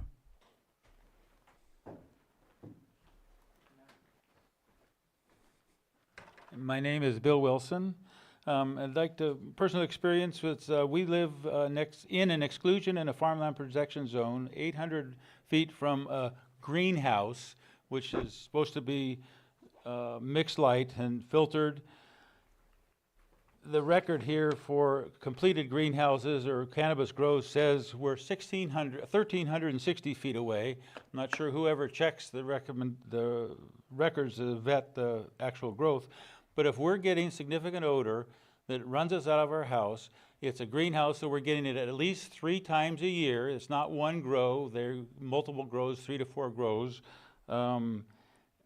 I can't see how, if you're 200 feet away from a grow, that you're not going to get overrun with odor. And as far as the California is concerned, and the state, the county, the U.S. government says cannabis is not an agricultural product. So things do not pertain, you can't say agriculture. If you have 10 acres of cattle out there, you have to do odor control. With the poultry, you have to do odor control. You have to clean up. They are required to do odor control. If you have a 10,000 square foot commercial bakery, you have to have odor control. You have to have filters. But it doesn't seem like cannabis in an open grow that is maybe 4,000 to 5,000 plants has the same recommendations. I've submitted studies from Minnesota that did livestock that said and you have to gauge it on 2 to 3 mile an hour winds, gentle winds. A high, strong wind is going to disrupt it and it's going to disturb it. But most of the problems is slow winds, and 1,000 feet distance is what Minnesota's study found should be sufficient. If you are also going with the distance by the size of your grow, if somebody's at 8,000 square feet and they are required a certain distance, does that mean they can no longer go to 10,000 square feet? Would they not be allowed to, or would the whole unit have to be moved further away? That would be a certain question if you go with the inverse square idea. And again, like the poor man down in Middletown that his property is 200 feet away from 4 or 5 acres, outdoor grow. The California State Rule number 402, which is a nuisance law, and the California Health and Safety Code says no person can discharge air contaminants that cause injury, nuisance, or annoyance. There's no doubt that there is an annoyance from the odor. We personally have had problem with somebody recovering from surgeries and radiation that have to move out of the house because it causes headaches, it causes nausea. That's a health problem. That is not allowed. Thank you. I see my time's up. Thank you.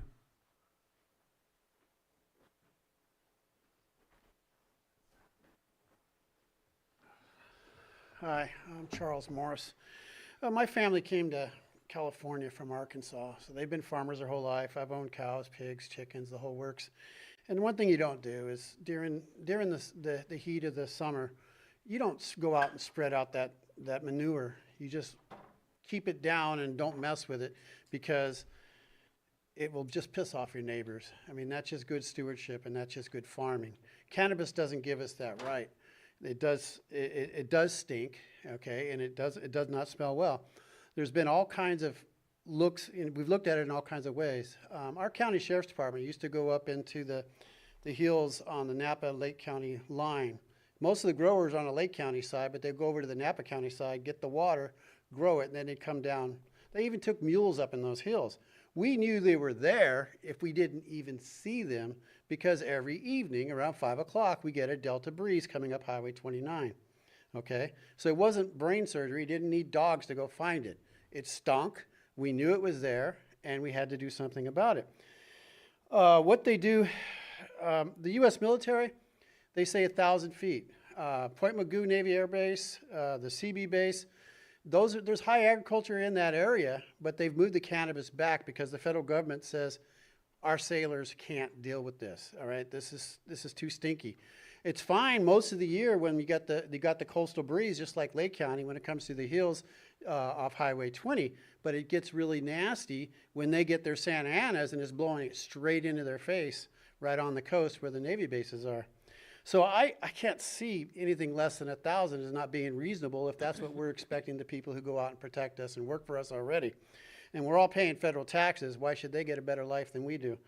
And then I guess the other thing is, look at the topography. A lot of the stuff that's going on down in Santa Barbara, a lot of those hills in Casitas Pass and places like that. I was born in Oxnard, California. I know Casitas Pass very well. If there's no place for the air to go, it's going to be bad. We are not the Central Valley. You know, YOLO is a no-go. YOLO is a flat place. It has a whole different climate. It's a Sacramento Valley climate. We have something that's closer to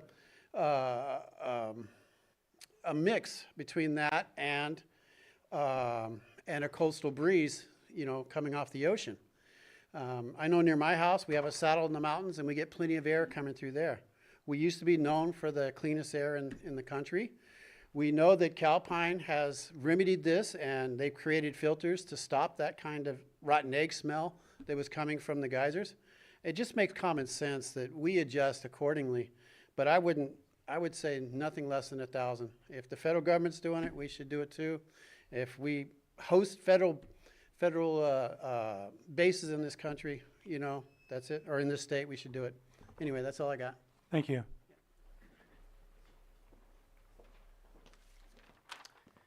Thank you. My name is Peter Simon. I'm with the Pasta Farm Grow Up out off of Seigler Springs Road. First off, I don't envy you having to tackle this. You have some issues that are probably largely unsolvable. Cannabis, you're either going to have a cannabis industry in this county, or you're going to have no cannabis odor. You can't have both. But I will submit that if you effectively go through the process of moving all of the legal cannabis operations out of this county, you're still going to have cannabis. You're still going to have the stink that was just described. It's just going to be from a whole bunch of non-compliant growers. And my concern with this ordinance that you're considering right now is it has been rushed. I know it's not an emergency ordinance, but it's one being pressed forward, is that you're throwing the baby out with the bathwater. You have a process that has already been initiated in many respects to rewrite the entire ordinance. Yet what you're doing is you're coming in and you're doing a piecemeal of various components of this ordinance, trying to solve it. And I would submit that you're actually probably going to make things much more difficult. When you're passing these ordinances, the only people that they're going to impact are the compliant, good stewards of the land. The people that are not, if I may, almost every response that you've heard today that was kind of suggesting 1,000-foot setbacks, all of these things, what they talked about were non-compliant grows. You heard people talking about the failure to enforce the compliance requirements. We applaud that. We applaud the effort to try to keep people into compliance, but that can only be done if you have compliant growers.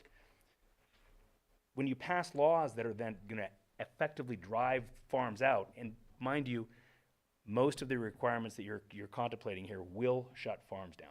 Our farm would be shut down. Millions of dollars of tax revenue that we've already paid will cease to come in. Hundreds of people, both direct and indirect jobs, will be lost. These are not small, these aren't threats, these are just facts, because under the ordinance that you have been considering, our farm would not be allowed to operate.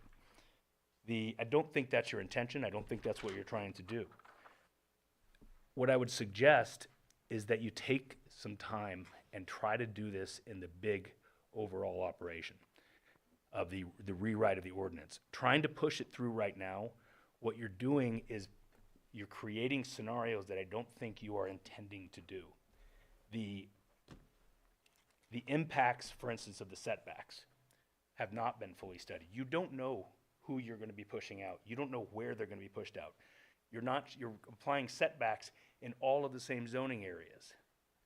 You need to be more careful. I would suggest that you should be more careful about how those are applied. I'm happy to help you in any other way, but I would really encourage you to tackle this with the big overarching rewrite of the ordinance. Thank you. Thank you.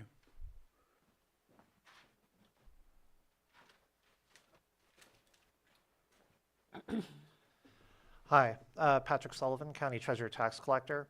I'm here, probably not surprised, to address the minimum square footage, the reduced canopy discussion that occurred earlier. Our office would encourage your board to think of some sort of minimum threshold. I know 25%, for instance, was mentioned, but perhaps something to that effect where if a reduction is going to go below that level, that it would be treated as an opt-out, as if it was completely inactive. We have had multiple people express that possibility that you can reduce square footage down to 10 square feet or 100 square feet, some minimal amount. And so if your board's going to consider that 2 years of inactivity as an opt-out would ultimately deactivate that permit, I think you need to have some mechanism in place to ensure that that minimum canopy is not used as a workaround for that. I would also point out that the minimum reduction or the minimum canopy reduction is an increased workload on our office. The way our tax ordinance is structured, there's basically activity or there's not activity. And if there's any activity, whether it's simply planting, digging in the ground, that's enough. Drying, harvesting, anything counts towards our cultivation tax. So when it's inactive, it's a bit easier for us to see that. Or when it's active at its permitted level, that's fine too. But it's everything in between that really takes up a great deal of our time. And it's the area that poses the most difficulty for us with audits and other investigations. So yeah, I would just encourage, I think there's a variety of options, and I'm not necessarily saying I have the perfect answer, but I would encourage you to place some kind of minimum and tie it back to that inactivity. The other thing I'd say too is as far as the state license goes, we are pretty different from the state on the tax side, so I know that's another issue. As much as we'd like to get in alignment with the state, I think it's going to be hard to really get there. So, but where we can, I'm totally supportive of it. I'm just not sure this is one where we can. So, thank you. Thank you.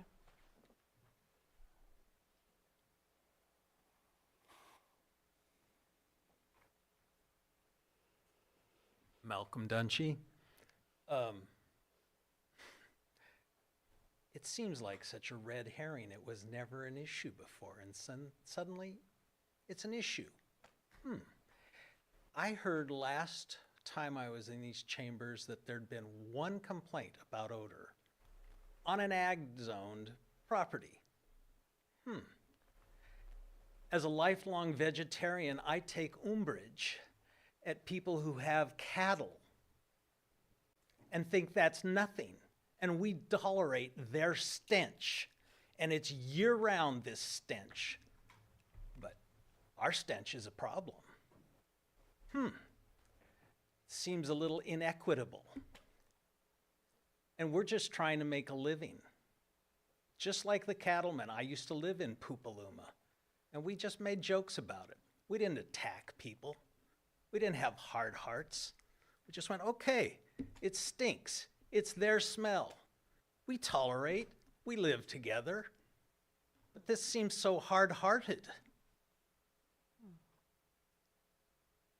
We just want to make a living. We don't want to hurt anybody. And we don't want to be attacked maliciously. That's it. Thank you.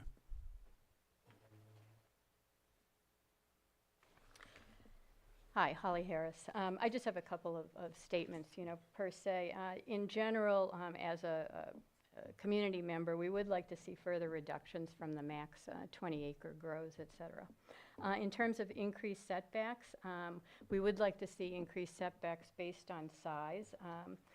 One thing I did want to point out, we've heard a lot of people talk about ag is ag and you have to live with the smell, et cetera, but I wanted to point out that on the spreadsheet that community development submitted, I think only 16 out of the over 100 permits were actually on ag land.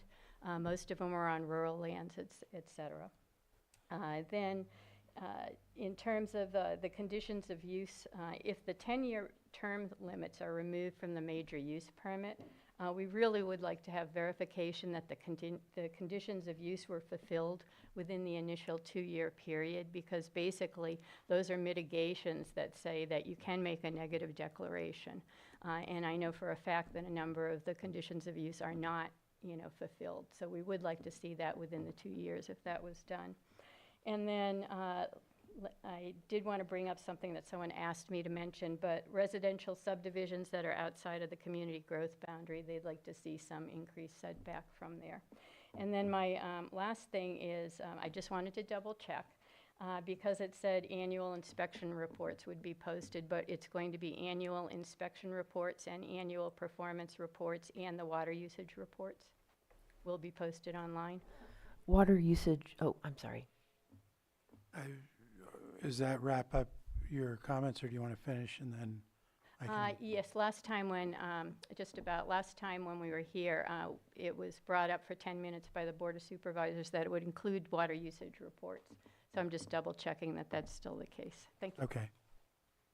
Do you want to? Water usage is included in the annual performance reports. Yes, that would be included. Okay. She said that water usage was included. Next.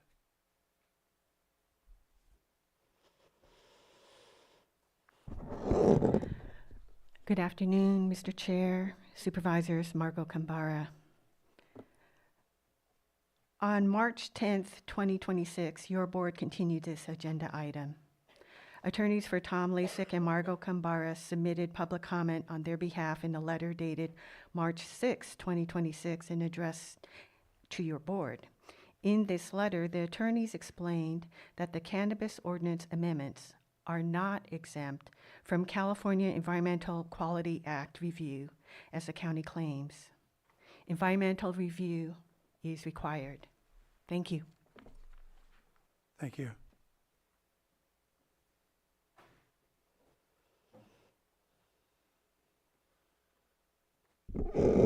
Good afternoon, Board. Tom Lasik.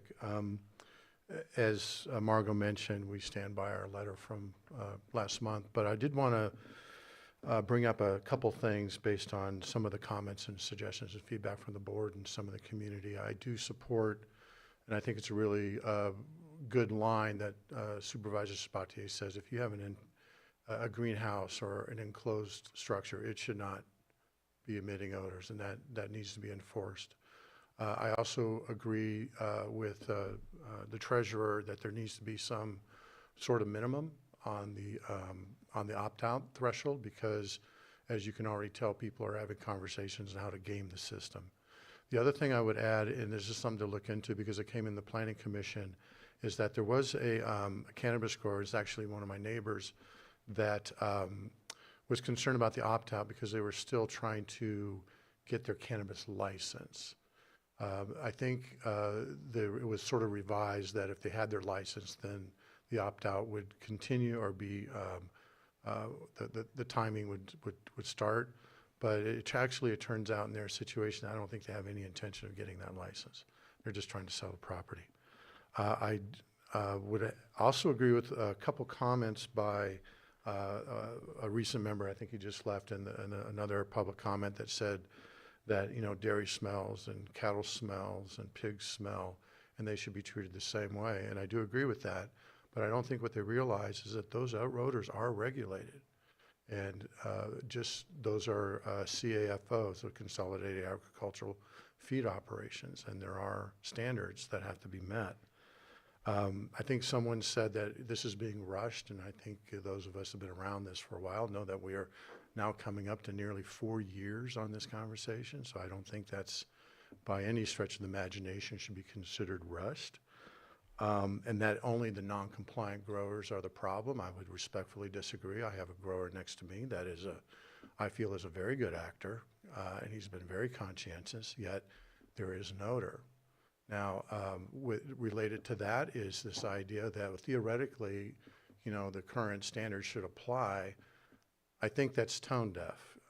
If you have a quarter acre 200 feet away, which is about where I stand to across the street, excuse me, you're going to smell it. I don't care what the science says.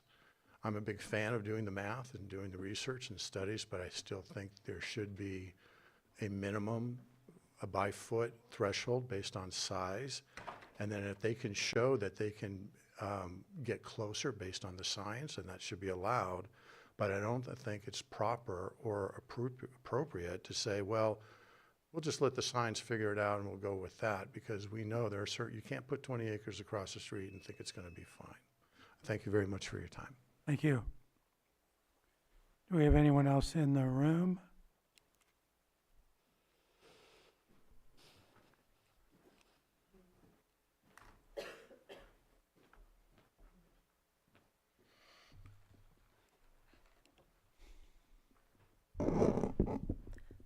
Good afternoon, Supervisors. My name is Autumn Carsey, and I want to speak directly to the most impactful issue in this ordinance, the proposed increase to setbacks. The jump from 200 feet to 1,000 feet from residence is not grounded in clear objective science. There isn't even a general hypothesis considered here. This is a knee-jerk reaction to complaints based on the opinions of a few residents that does not consider supporting or support existing stakeholders. It is largely based on subjective perceptions of odors, not standardized thresholds, and certainly not a demonstrated public health impact. We do not regulate other forms of agriculture this way. Vineyards, cattle operations, and fertilizer all use and produce strong odors, yet they are not subject to 1,000-foot setbacks from homes. If we applied this logic across agriculture, much of our Lake County farming would not be possible. Cannabis is considered an agricultural product. It is regulated by the California Department of Food and Agriculture, the CDFA. As such, it should be regulated with parity to other agricultural uses, not singled out with disproportionate restrictions based on public perception.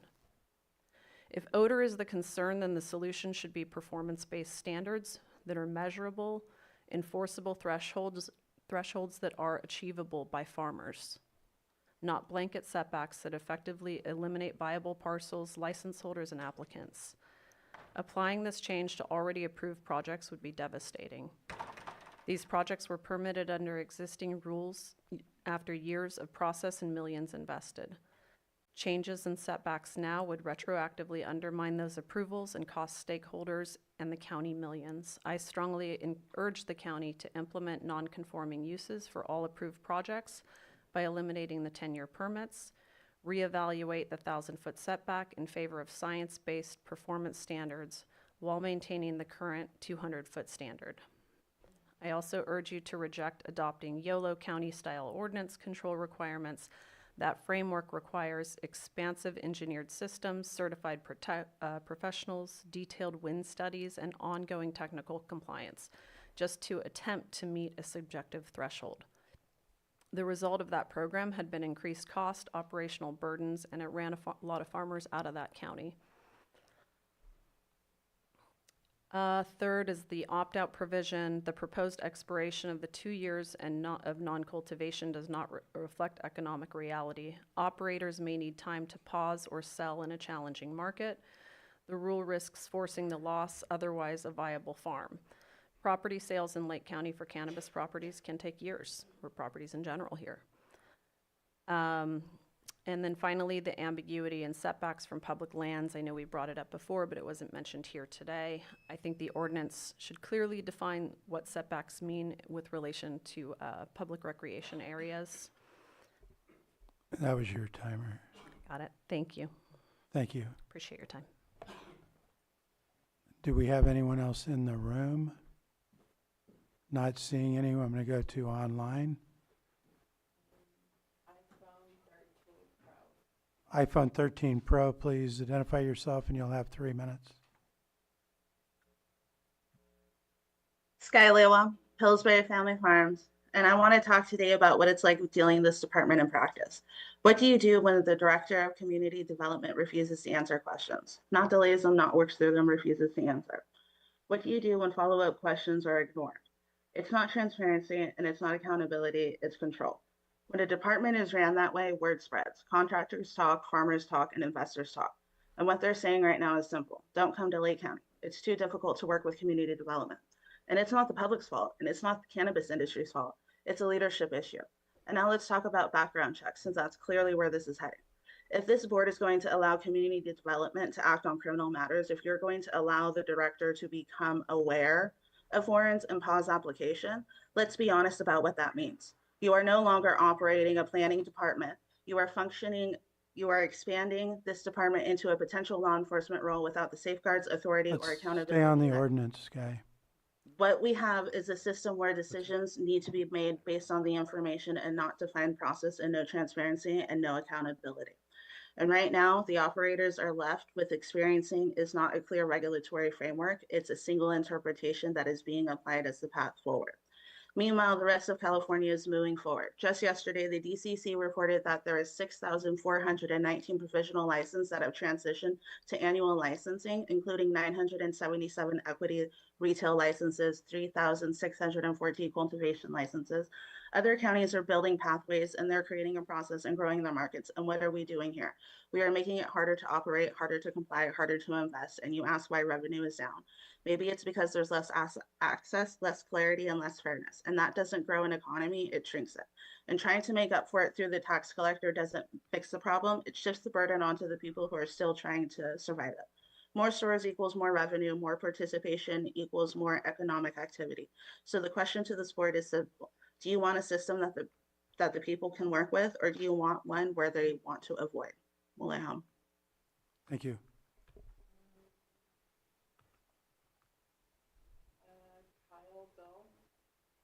Kyle, go ahead. You'll have 3 minutes. Oh, thank you. Kyle Bill, Lakeport resident. I just wanted to kind of express some thoughts and concerns I think that the board should consider with any type of these projects. I think there's a lot of cultural implications that could be had with any kind of project, and I just want to kind of touch on them from my individual cultural perspective. Not representing any tribal input, but I would encourage there to be tribal consultation throughout these processes to ensure that things that might be overlooked as having cultural impacts. One thing, even as what could be minimal as odor, can also have ceremonial impacts when it comes to disrupting traditional plants that might be used in ceremony.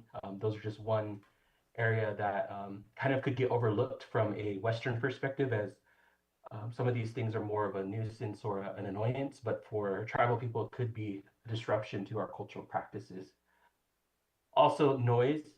This was something that was brought up in some other previous conversations around any kind of development close or nearby cultural sites where we may continually are actively participating in ceremonies. Noise, lighting, all of those things could serve as disrupting elements when it comes to cultural practices. So I just wanted to share that perspective and those thoughts with regard to not just this topic in general, but I think it does kind of hit home on some of the areas that I wanted to touch on. But I appreciate everyone's conversations and the opportunity to provide input. Thank you. Thank you. Next. Timothy, go ahead if you can identify yourself. You'll have 3 minutes. Hi, good afternoon, Chair and members of the Board of Supervisors.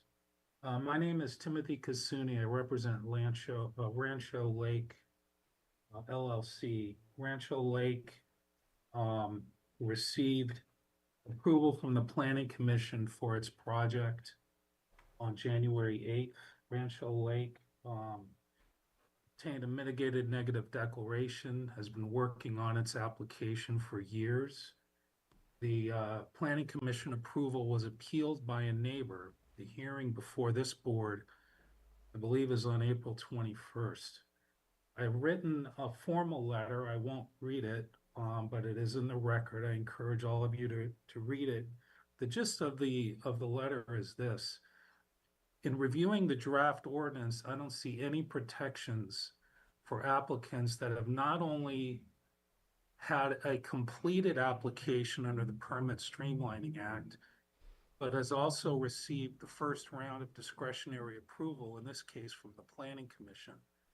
I think there needs to be, and the number of operations that are in Rancho Lake LLC's situation, I can't imagine there's very many, but there has to be a mechanism in this draft ordinance to protect applicants who have spent thousands of hours, including substantial amount of staff time, have a completed application, has had that application already gone through the first round of discretionary approvals, there has to be a protection afforded to project applicants in that situation. And I'm encouraged by Supervisor Owen's comments a little while ago that the goal is to be fair to everybody. Well, basic fairness, sound public policy, and to restore confidence, not that there isn't, but to maintain confidence from business owners who are undertaking substantial investments to apply for and obtain approval for these projects. Basic fairness requires some sort of exemption, and there is a template for this to be done. And there was an ordinance passed, 3103, related to cannabis and farmland protection zones. This is back in April of 2021. And there is an express provision for pathways for applicants impacted by the creation of the ordinance. That kind of pathway language really needs to be included here, or else there will be a basic unfairness. I'd encourage any questions, but those will conclude my comments. Please refer to my formal letter on this issue. Appreciate your time and consideration. Thank you. Thank you. Next.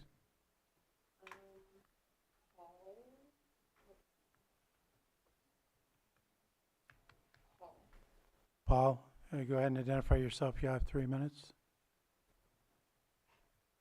Hi, my name is Paul Bernaccio. I submitted a letter to you guys before the meeting, but just something I forgot.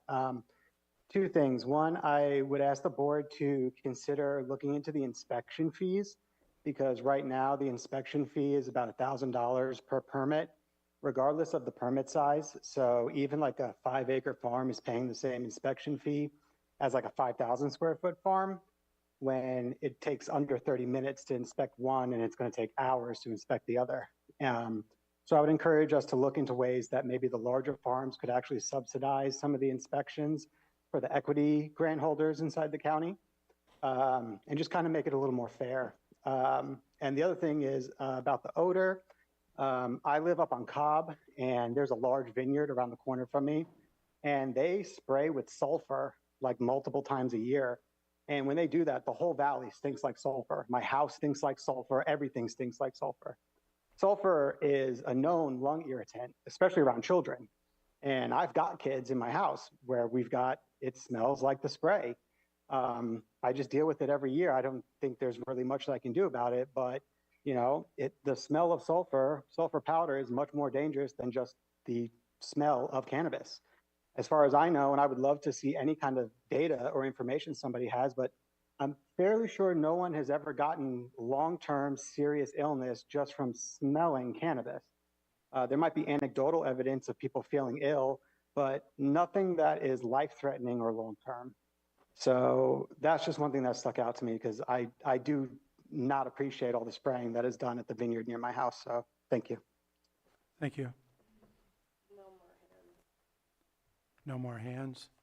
I'll bring it back to go ahead and close public comment, bring it back to the board for any further comments or questions. I'm going to start with Supervisor Sabatier. All right. I got a couple questions first. You submitted a list of projects in our attachments. Is that the full list of approved projects? Because it seems to fall off a cliff, and I know that our applications fell off a cliff. I only see 2 applications from 2023, and then it turns into a PL. I'm just kind of trying to understand what PL means versus UP or MUP. Yes, Mary Claiborne, Senior Planner, Community Development Department. The list of projects that you have before you is the approved projects that are active and approved. We have several projects that have expired, so those are not on the list. With that, we have some more projects that are pending that are not on this list. This list is not all inclusive of the most recently approved project from March 26th. And then, and maybe it's not possible to answer, and I might even struggle to find it, but I think there was a typo in one place where it said RA. I was just wondering if it was RR or RL. I'm trying to ascertain what the changes to our potential setbacks, who would be affected. And let me just see if I could do a.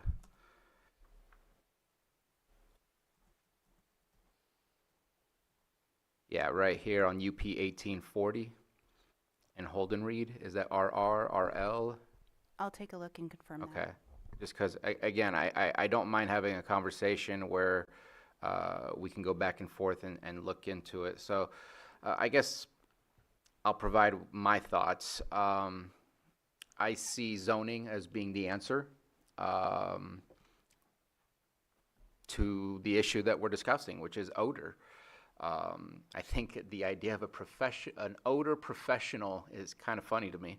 And the concept of what we're asking on top of all of the studies that have already been done in order to get our current use permits, like the cost is already very high, prohibitive for new applications, hence the lack of new applications or the reduction in new applications. But by adding all these other studies, I mean, what are we asking, and do we even recognize or understand what it is that we're asking for?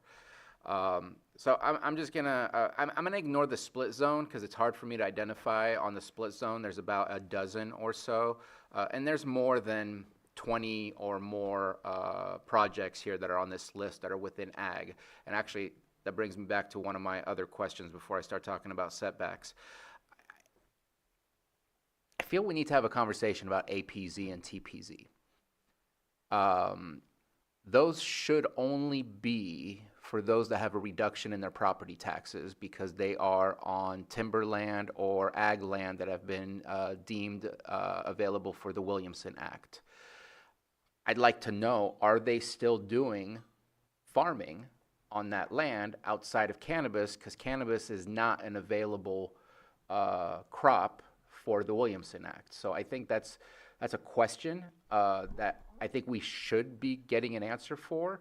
And it sounds like there might be an answer or at least some comment on that. But that was one of my remaining questions is I see we have close to a half dozen or more grows that are on APZ, and does it affect their APZ status? Are they still doing cow grazing, cattle grazing, or other types of agricultural activity, or is it just cannabis? Because cannabis is not covered. We do not monitor them for Williamson Act as part of annual compliance monitoring for APZ. The state did rule a number of years ago that cannabis cultivation for commercial licenses was an acceptable act on Williamson Act lands. As far as TPZ, it's been a number of years since we've had any significant commercial forest harvesting in any TPZ property. But those properties remain in TPZ for the preservation of our forests. So I don't have it right in front of me, but I know that I appreciate it that you shared the like the rules and regulation of Williamson Act or something along those lines. I forget like the uniform rules of the Williamson Act for Lake County. And it speaks very specifically about commodities and not ag product.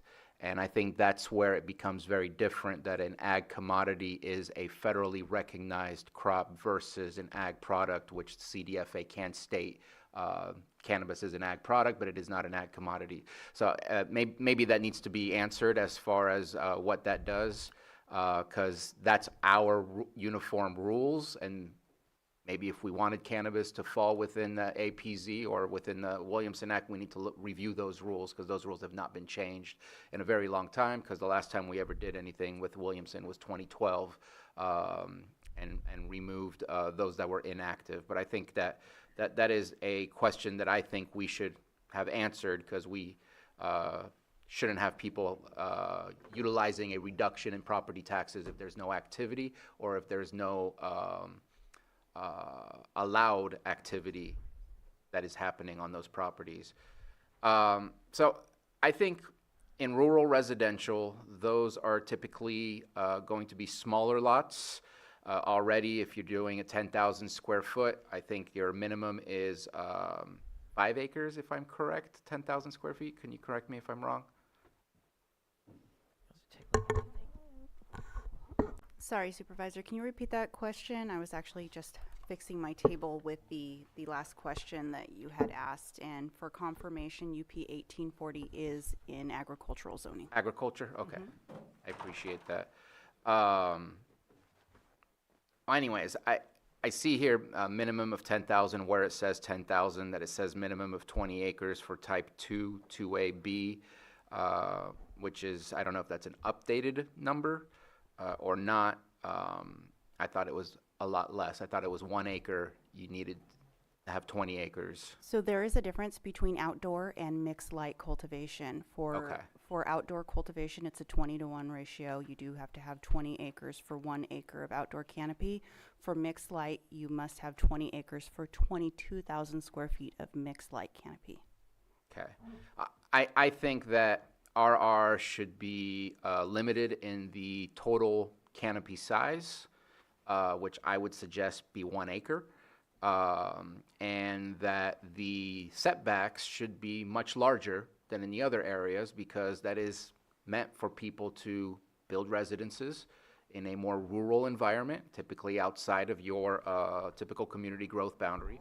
So I'm thinking 1 acre, 500 feet. Now, when I look at that, there's about, I don't know, 5 or 6 that would be, about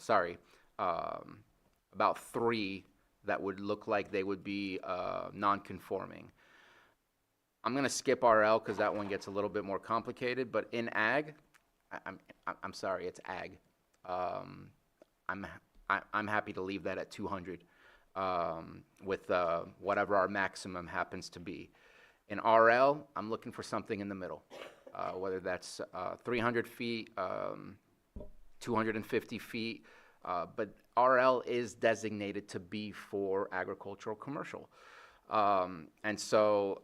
And I would limit that to, and even though there are some in RL that are higher, there's 22 acres, there's 25 acres, one that's 39 acres. I think ag should be the one that's somewhat unlimited. It's ag, not unlimited. We have a maximum, but I think that saying, here's ag, grow ag, let me share with you your restrictions on doing ag, I'm just uncomfortable with that. If you choose to live in an ag environment, then you're going to have to live with what ag environments are. I keep bringing up sours. I had issues with the fact that people live in an agricultural area and are complaining about ag. But for the RL, it's going to have to be something in the middle. At least that's what I think it should be. The 1,000-foot setback, I think somebody put us to the comment. It's basically, here's this law, no one's going to be able to meet it. So therefore, it's a law that just tells you you can't do the things that you want to do, or it would be very, very limited in who can do those things. And I just don't agree with that. I want to go back to mixed light. Is mixed light supposed to be an engineered greenhouse? Mixed light is required to be an engineered permanent structure greenhouse equipped with odor filtration systems. So I'm going to reiterate what was reiterated in my last statement. I'm going to reiterate a public comment. It should not smell. Don't open up the windows. Figure out how to air it through a filter. Use whatever technology is available, and it shouldn't smell. And we're done. Moving on. So I think mixed light, if it smells, there's a violation. If they don't fix it, there's a fine. And we need to work in those ways. And then I do want to pose it. I know I have a white paper from our county council, and it was mentioned earlier, the right to farm. The right to farm is not automatic. The right to farm has to be the Board of Supervisors that decides to change, I believe it's Article 4, to add cannabis into the right to farm. It is not decided by the feds. It is a state rule for right to farm. The feds don't decide which state have the right to farm, but it is up to the locals to make some of those decisions. Now, maybe in some of the awkwardness and the conversations we're having where we're looking at some non-conforming, some conforming, does it make it easier if we also have the conversation simultaneously about the right to farm, saying, look, sorry about the non-conforming, but we're trying to make this be a permanent fixture of the future. Now you have the right to farm, you do 3 to 5 years worth of activity, like you're in. I don't know. But I think that if we don't have that conversation simultaneously, we're also ignoring the elephant in the room, where why is agriculture treated so differently than agriculture? Because that's what it is. It is a plant in the ground that you water, that you harvest, and you sell as a commercial product. We have to figure it out, and we can't ignore certain topics because they're uncomfortable. So, I mean, I'm offering that we look at potentially putting, I'm looking at less than 2 to 3% that would be non-conforming, and that sucks. But I also don't want to completely ignore the fact that it does smell, and we need to reduce that smell. But zoning should be what matters most, not this professional odor expert that's gonna walk around with a giant nose telling us what's right, what's wrong. So hopefully that helps to start the conversation. All right, go ahead, Supervisor Pyska.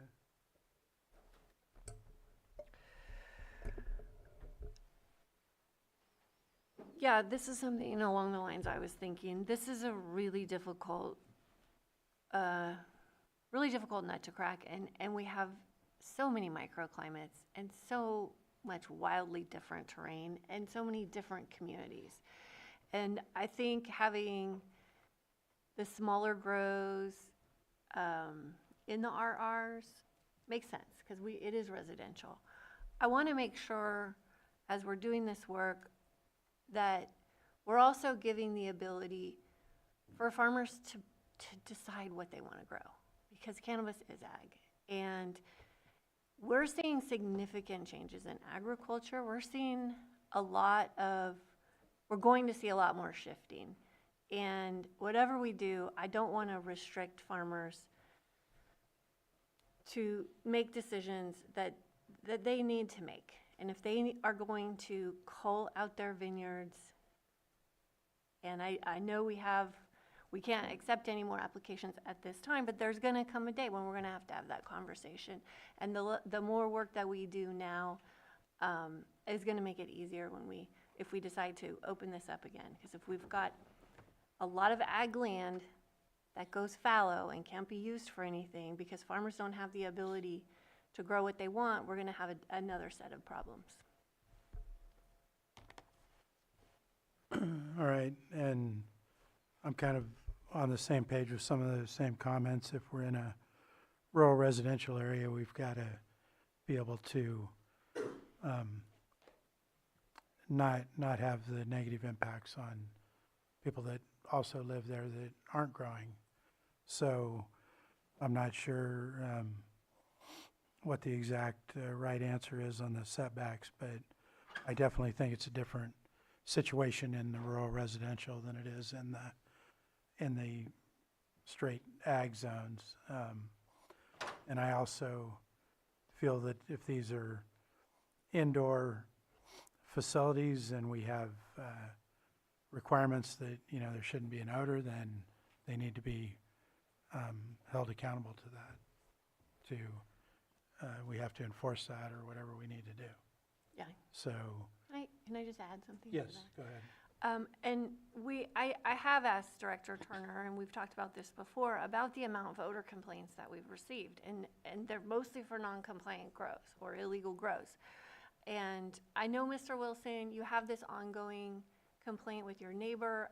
I know staff has been out there visiting. That is a situation that needs to be rectified because it is in a greenhouse and it's not compliant if you're being subjected to the odors there.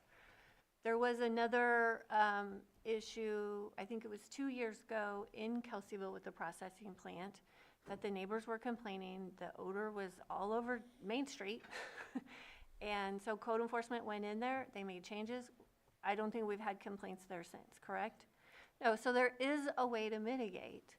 And we do have these processing facilities, and that one was an old pear shed that's been converted. And it's very close to town, but within all the reasonable setbacks. So there is a way to do this. There's a way to handle it, and that these facilities and these greenhouses aren't going to be affecting neighbors. Yes, thank you. Supervisor Owen? I have a question. As just listening to everything and been listening to it for a while, it appears to me that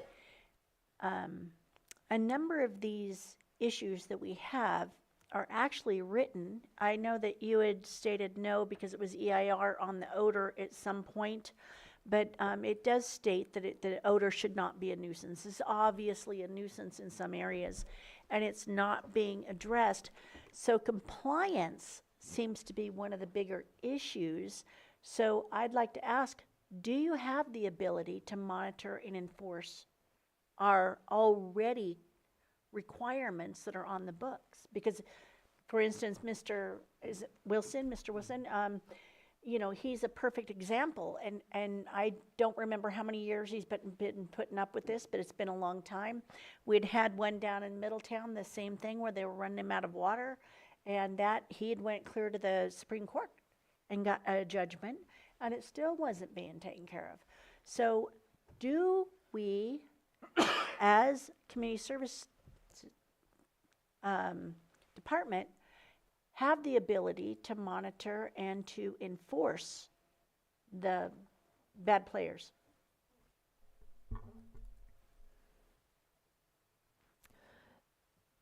Since most of the complaints that we get for odor are for unpermitted grows, we route that through code enforcement or law enforcement. And so that's how we take care of those. We don't get a lot of complaints, if any, on our permitted outdoor grows. The indoor, or the ones in greenhouses, actually, the discussions that we had with the air pollution control officer were very helpful, because he reminded us that air filtration requires an air quality permit. So we're looking into that now, specific to odor complaints for permitted indoor or greenhouse grows. We'll make sure that that's clear in the conditions going forward, as well as enforced in past ones as well. So far, since we aren't getting any complaints from licensed cannabis permits, we have not had the need to do any management or to address those, because we're just not getting them. But we are actively looking at strengthening the no odor from structures. Thank you. Supervisor Crandall? Yes, if the conditions of approval were being looked into, would whoever's inspecting those conditions of approval, wouldn't, especially regarding smell or odor, they would be able to actually determine that once going out to inspect? The odor control. So if there's conditions of approval and then they go out and check to see if they're in compliance, there would be a natural opportunity for someone to inspect or see or determine if there's an odor or if there's an odor control. Odor is something that is, again, subjective, but staff does arrive. We roll windows down prior to our arrival when we're coming close to the site to determine if there is an off-site odor as we approach. One thing that's important to discuss here that I don't think has been brought up, and this was discussed during the Cannabis Ordinance Task Force, is that a standard practice in greenhouse cultivation is to vent the greenhouses. So it's important for the board to recognize that and either eliminate that practice within cultivation or to allow these people to vent, but also follow the air quality requirements put forth with Doug Gearhart's department. When we do find odor on site, we look at the issues as we're approaching, as we're entering. Is it during processing, for an indoor operation, or how far away do we begin to smell the odors for outdoor, and then we address it. And then again, odor is subject to change with time of day, with wind direction, so it's really hard when we get these odor complaints and code enforcement does go to respond to these, and they're not smelling the same objectionable odors that were reported. So that is a difficulty that we are having. Would they determine also, like if there's a complaint in OpenGov or previously before it would be somewhere else, that would be something they inspect as well? So yes, we look at all complaints that are through any complaint-based system, whether it be Acela or OpenGov. We look at the record in its entirety for the parcel, including building permits and code enforcement complaints, not just the planning record. And then we'll identify the issues for follow-up as needed and note them on the inspection report.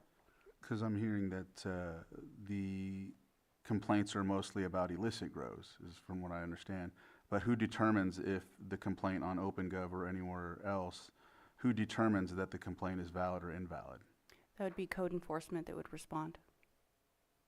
Okay, that's all I was just asking. Another thing I wanted to mention, I know Pat Sullivan had come up and talked about a specific amount. I don't know, did we determine what we were going to do on that, or what we thought would be ideal? Haven't talked about it yet. Okay. I mean, am I jumping out of, because I don't know where are we going in chronological order, or, I just felt like asking you that question as well about odor since we're talking about it. And I do like the idea about zoning as well. I do appreciate hearing that, because when you were talking about the San Bernardino instance, I was like, yeah, San Bernardino is a different area, but at the same time, we have such a smaller type of area when it comes to some of the communities, especially in my district. But then there's also areas like in Witter Springs, in those areas where it's a little more, it's less inhibited with different living quarters, whereas you have like community growth boundaries in other areas. So I do like the zoning aspect. I think we'll probably have our own thoughts about the distance, but I'm willing to look at that. I think for me, you mentioned 25%. No, I did. She did. You did?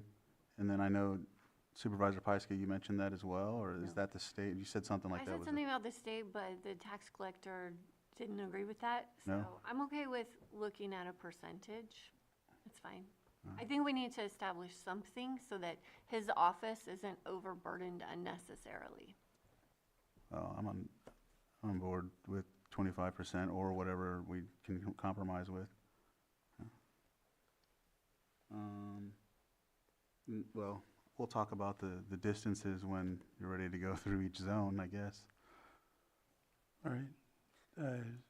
Supervisor Sabatier? And just to be argumentative, the percentage, I mean, should we also put a minimum number of days that Airbnbs are working, so that the amount of time our tax collector is working to figure out who rented what, and that it's worth their time? Like, where do we go with what we force on businesses? And if we're forcing it on one business type, then why aren't we enforcing that on all business types? That's where I struggle. So I'm going to continue to struggle to say that you must, or else you lose your permit. It's a big struggle for me. No, they can opt out. So for 2 years, and then you lose your permit. Right. But anyways, I just want to mention, so I put the whole spreadsheet that you provided as a PDF in a spreadsheet so I can go through it and see what happens. There is one split RLRR that is 280 feet, is the closest residence off-site. Other than that, if you look at the other just RRs, it's 200, 450, and then it goes to 520. So at this moment, potentially, if we said 500 feet, there would be 3 plus one that is more than an acre that is only on RR that would be non-conforming. If we get rid of the 10 years, that means you can remain. You just can't upgrade your farm without bringing it to compliance. And I am okay with that, rather than kicking anybody out right now by taking the rug from under their feet, but also pushing forward with a better way to protect that environment within that zone. And again, the split is going to be something different that I'm just not sure which property we're looking at. Was the RL added into the total acreage and everything's happening on the RR or on the ag. It looks like you're saying no, but that's going to be important for us to be able to map out and really see, identify who would be non-conforming based on any rule that we decide to go with. I'm looking at RL. There's about there are 7 that are under 300 feet of the closest residence, and there are 14 that are less than 500 feet from the residence. I think that RL should not be equal to RR. I think it should be less of a setback, but there are a total of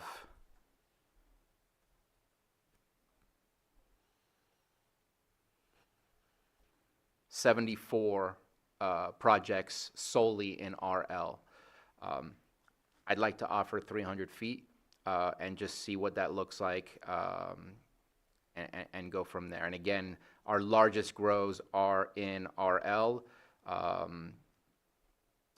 think that that puts me a little bit uneasy to start limiting the acreage on RL, because RL is your starting point for full-on ag until you get to A or APZ.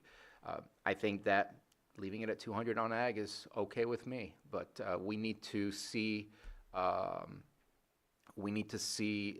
fines for those that don't meet our requirements for odor control when there's an odor control that is required.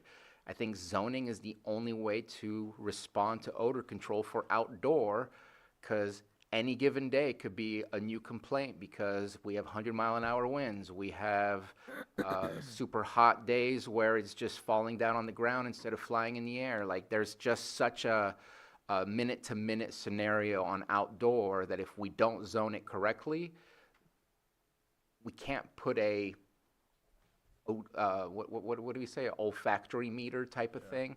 Like, that's going to say one day you're good, one day you're bad, and it's going to depend what day we choose to go out there to check it out, and then we're going to keep having the argument. So I also think that if you're completely outdoor, it's less concentrated versus mixed light.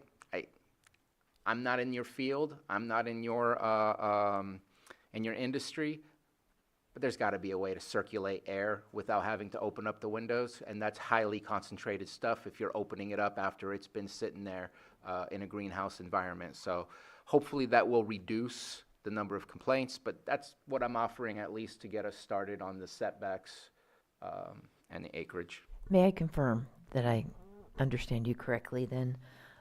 For rural residential zoning district, 1 acre max canopy outdoor with a 500-foot setback from nearest offsite residence. Rural lands, 20 acre maximum canopy, though you are questioning the 20 acre maximum canopy, and 300 feet from offsite residence. Agriculture, also 20 acre, not sure if that's being questioned, but a 200-foot from nearest offsite residence. And then APZ would be treated like ag. TPZ would be treated like, I'm not sure yet. You haven't, I'm not clear on that one. Probably just like ag. Like ag? Okay, great. And just to iterate, the largest grow we have on here is 39 acres, 32.4, 25 acres, 25 and 22 acres are on RL, 39 is split ag RL. And then minimum canopy, 25% of overall total canopy approved on any reduced canopy year. I heard 2 supports on that one, but I haven't heard a third. State that again. What was that? 25% of total approved canopy being the minimum amount to cultivate during a reduced canopy year. I think that's high. I guess it depends if you have the 39 acres or if you have the 5,000 square feet. Yeah, I think 25% is high. I'm okay with the percent, but I'm 10% would be fine with me. It seems high. If someone's making that decision to reduce for a lot of reasons, that's still pretty high to require somebody to grow. What you don't want is one plant, right? Is that What I don't want is one plant.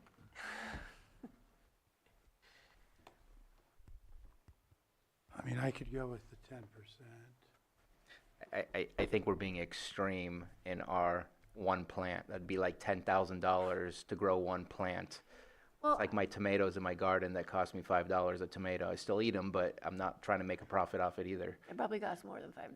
But while I'm just listening to what the tax collector has to say, That's what I was going to ask. maybe we need to ask that department, and he's not here, or other staff, like what is the threshold where it makes sense, and where is it going to overburden or? The burden on staff is the same. Matthew? As far as community development goes, because we're still performing the annual site monitoring visit. We just verified the amount that they said that they were going to cultivate. Okay, well, maybe we should check in with the tax collector's office and see what their burden is. But he's not here. One quick filler. I remember jotting this down last time.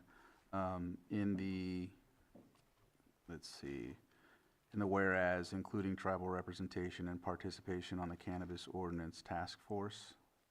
I think when We did have tribal Oh, you representation. did? Okay, good. You did. I'm sorry. I And never- also, all of these permits are discretionary, so we do include, as Mr. Bill was talking about, we do include tribal consultation when requested. Right. I think we talked about that in the TIPO meeting as well. Just for clarity, when requested, not by the applicant, but by By the tribes. By the Yeah, tribes. SB when it's 18 put out requires there. us to I send just- notification out. I know what the answer was, but I just thought I'd clarify that just in case somebody took it wrong.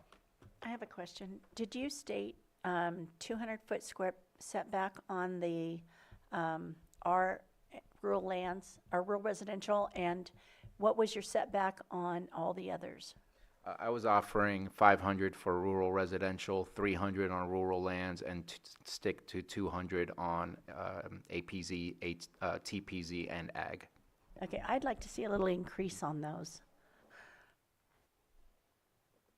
What's your suggestion? I'm going to say a 500. On which? On all? RL? On which? Yeah, on all. On every single one of them? Mm-hmm.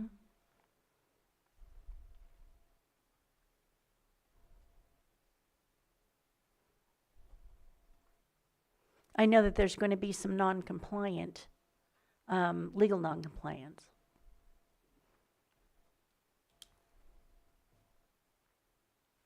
That would be 29 out of the 116, or yeah, 116 permits that would be out of compliance.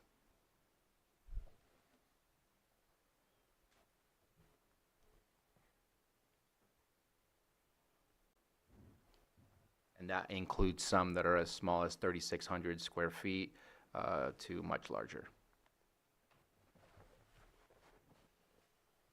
So those would be current. That's what we had talked about earlier on when we first started dealing with this. We were saying, I remember the board kind of had consensus at that time, 500 to 1,000 feet. So I'm kind of going with the lesser of those two options. And that's what I recall us talking about at that time.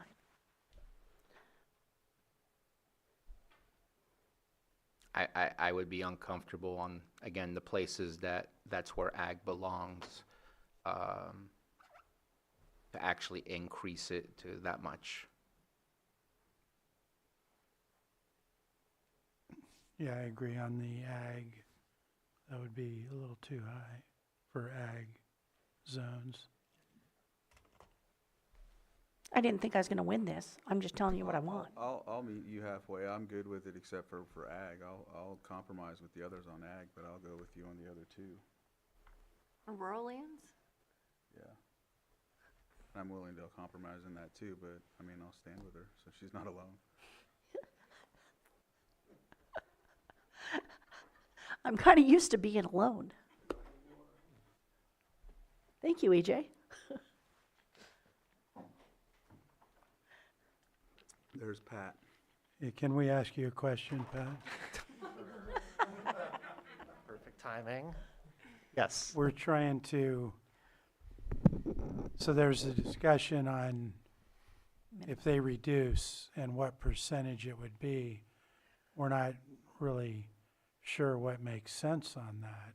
Can you weigh in on that, or would you have any If you had advice a- you could offer?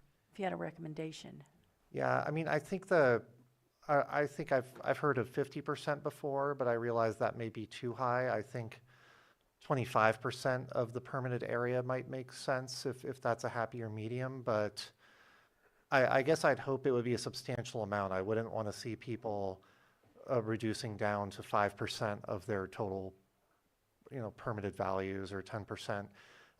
Then it does feel we are aware of parties who are basically keeping the permit and the license active for the purpose of real estate gains or transactions. And though these ones do trigger work, like I said, there is a basic amount of work that goes in, whether someone's growing 10 square feet or 100,000 square feet. So I would just hope it would be a substantial amount, a meaningful amount. Okay, thank you. Go ahead, Supervisor. Well, you can stay right there if you could. Okay, sure.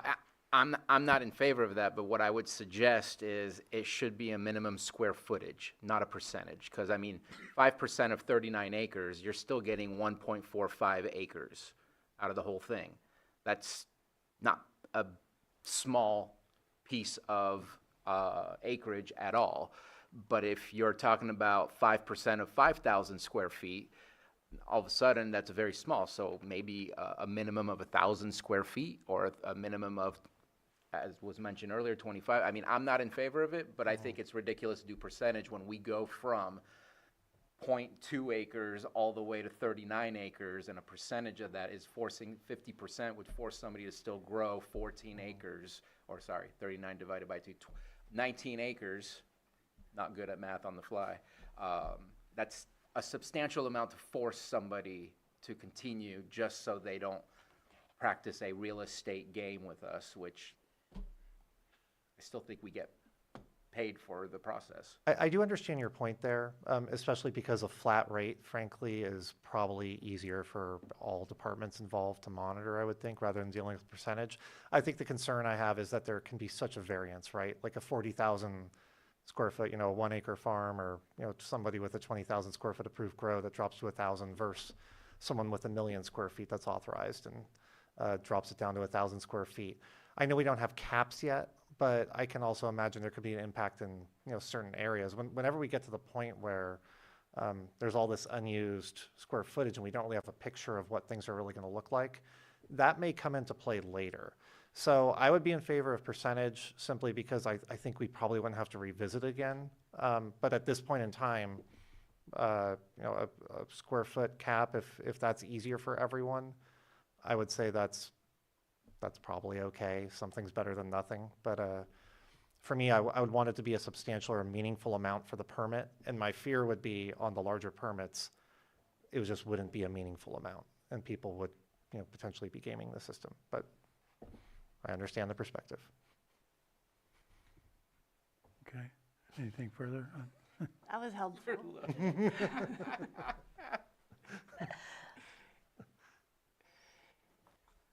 Thank you. Thank you. Go ahead. Sounds like we're gonna have this conversation yet again. So maybe you could work with the office, the tax collector's office, to find out something that would be a good recommendation. If I understand correctly, then we would have a discussion with treasurer tax collector regarding the minimum amount of acreage that would substantiate or pay for their services. Twist their for the arm? tax. Is that what we're doing? Well, so that curious. the treasurer tax collector's office would not be losing money on the time it takes for them to process the tax. Right. That sounds like where we would land as a minimum. Okay, we'll do that. Yep. So back to setbacks. So if what was suggested by Supervisor Crandall, that RL and RR were set at 500 feet, and one of them I don't know. It's actually I do know because it's RL, RR. It would be 17 out of the 117 that would be non-conforming. give or take? Yeah, I think for RL, that's too high. They're, these are large parcels, they're out in rural areas. And I think that impacts the right to use their land. I don't think all of them are in rural areas. The I mean, RLs? The RLs, not all of them are in, maybe the ones that are on here, but not all rural lands are out in rural areas, is what I'm saying, right? I don't disagree. There's some that are, yeah. So you were okay with the 300 feet that was up? I think that was the number that you offered Supervisor Sabatier. I'm good with 300. Well, starting with the first one, I think we had consensus on the 500 On the RR? for RR, is that? Yeah, so we're good there. Great. So let's go take them one by one. So now we've got, we don't have consensus on the RL. We've got between 300 and 500 feet out here that we're trying to figure out. Well, we can do it by vote. I can offer the 500 and see if we get 3 votes. And if we don't, then we can offer the 300. Well, for consensus, Thumbs. yeah, so you're 500? asking for 500, and I don't see. And this is consensus. RL? Oh, yeah. This is RL. Put your thumb up. So we I have- need 2. Get your thumb. There you go. I didn't hear you say that. I thought you said something else. So we had two on that, so the other number was 300, which I feel more comfortable with on that piece. So your supervisor offered it, so he's good, so we have consensus there. So now we're down to the ag land, which the original number out there was 200. I agreed to that earlier. I said it, so I don't want to crawfish. Okay. I don't want to go backwards. I said I'd agree to that, but I'll go with the 5 on the other 2, so I'll go with that. Is crawfish We'll go like a with turtle? 200 on Going that. backwards, sorry. I learned it from Tombstone, sorry. So I think we have consensus 200 on ag. Super. And then outstanding are a couple things. 1 acre maximum canopy for RR. Yeah, I Yeah. believe that's where we're I at. see consensus on that. And prohibition Go of ahead. venting Hang on. greenhouses. I just wanted to make sure that TPZ and APZ was part of the ag conversation. That's my understanding. Just Yeah. wanted to clarify and make sure. Yes. There was discussion on prohibition of venting greenhouses. That's new. We haven't talked about that before. As far as I'm concerned, As Can a we the back up greenhouse just that a little keep the bit? Smell in. Real quick. Yeah. The ag preserve and then timber preserve, is there anything in the law for those zonings that would prohibit this? No. Or The would state has made, put a monkey wrench? in fact, I'd be happy to furnish that to the board if it would be helpful in the Williamson Act conversation specifically, the decisions by the state regarding cannabis cultivation in APZ. Okay, that's what I was asking, legally. Okay, thank you. Certainly. Supervisor Pyska, Oh, we were talking about the venting? Yes. you had a question. And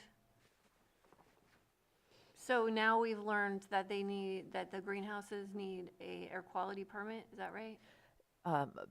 Structures that use air filtration systems require an air quality permit for their air filtration system. And so if they're venting, is that venting gonna No, go that's not the through? same thing.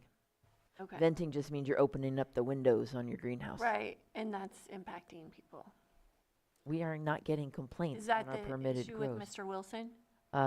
We're not sure yet. I don't know that they're venting on purpose as a greenhouse because they have a solid structure. Okay, I don't know then. They're venting. I think there are fan systems, there are filtration systems. I get it, they want to reduce the heat because it's in a greenhouse. Then, sorry to the people who don't like the odor, but grow outdoor if you don't want to have the appropriate mixed light greenhouse that can be self-contained. That's the way that I look at it. And I agree that it's got to be controlled indoor and figure out enforcing that. Now, Go- on, Go ahead. on the, any grow or houses, do they need to be, let me find my notes. Whether they're packing or whether they're growing, do they need to go to fire code and have the sprinklers? And is there any exceptions to that? And the filtrations, et cetera? If I understand your question, you're asking about fire code requirements for processor structures? Yes. Or any, Whether it be like growing or- on-site processing for outdoor cultivation? Yeah, for any of them. I'll defer this. Like, I believe is a type F building? Sure. So a type F occupancy, according to chief building official, this is secondhand knowledge, so forgive me if I misspeak. But the occupancy is for new structures, and it does require sprinkler systems. Existing structures, it depends on the occupancy as to whether a sprinkler system would be required as an upgrade. And then any of the new will also require the filtration systems? The air quality?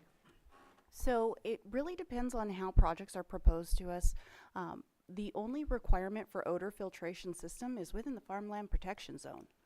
That is the only requirement for that. Now, processing facilities, we would anticipate they would have air filtration because they do have an odor management plan that would control odors, and they do. But the only written requirement within the specific black and white regulation is odor filtration within greenhouses and farmland protection zone. And that, should that be expanded to all of them rather than just be in farmland protection? That would be up to the board. Thank you. Supervisor Pyska? Yeah, going back to the greenhouse venting, if the greenhouse is in the middle of nowhere, no one's around, and there's no offsite residential buildings, then why does it matter? So maybe there's a setback. So this was actually brought to staff's attention during Cannabis Ordinance Task Force. I am not a cannabis cultivator, so I was not aware that venting is a thing. Going out and, responding to odor complaints, the greenhouses are closed, the vents are closed, so we're not experiencing the same odors at the time that they're being emitted by the venting. So it's kind of hard to track. With that, we've requested any type of odor logs that could be helpful in us pinpointing timeframes in which these activities are occurring. That way code enforcement can respond.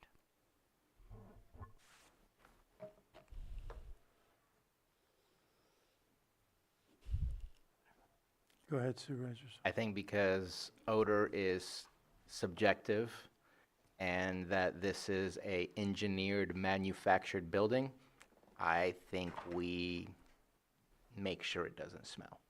And venting obviously will lead to a smell, and if we start dissecting where you are, how far back the next house is, we're probably still going to get a complaint at one point or another.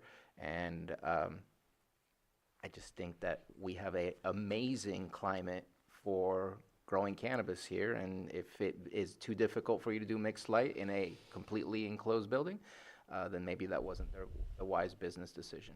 Perhaps the board would like to table that particular issue to Article 73, given that that was not part of today's agenda. So the public has not had time to really prepare a response for that public input. I'm fine with that. I just don't know enough. What And I'd during like, that time, we would gather more information. and I'm not really all, I mean, I know it's 4 years in the making, I know. But I would like to come back, not necessarily for a first reading, but really showing us who's non-conforming, who's conforming based on all these discussions that we've had, because mapping it out and really seeing what the impact will be, I think is a vital part of what we're doing, because that is walking on eggshells on someone's potential livelihood. And so I just think it's an important process to step by step, let's see who's getting impacted by any of our decisions before we really bring on a first reading that kind of potentially forces us to say, yes, move forward. That sounds great, because now that we have more solidified setbacks, we can take a look at also our pending projects. Okay. I would request a continuance on this item then to earliest May 5th, which would give us a week to confer with the treasurer tax collector and finish our staff report Not May 5th, for next week. after May 5th. After, Go ahead, CAO. Yes, the two, am I on? Yes, okay. So May 5th, we're missing a board member. 28th, we're missing a board member. The next available date would be May 12th. Works We- for me. Yeah, that works. if Johanna could give us a time, that would be awesome. Yes, it's going to be this long. Always. 1 o'clock on May 12th. Thank you very much. This has been very helpful. Thank you. Thank Nothing you. further? And we're going to take a short break. Mr. Chair, Do we need to Go make ahead, a motion? CAO. just Hang on this item, Yes.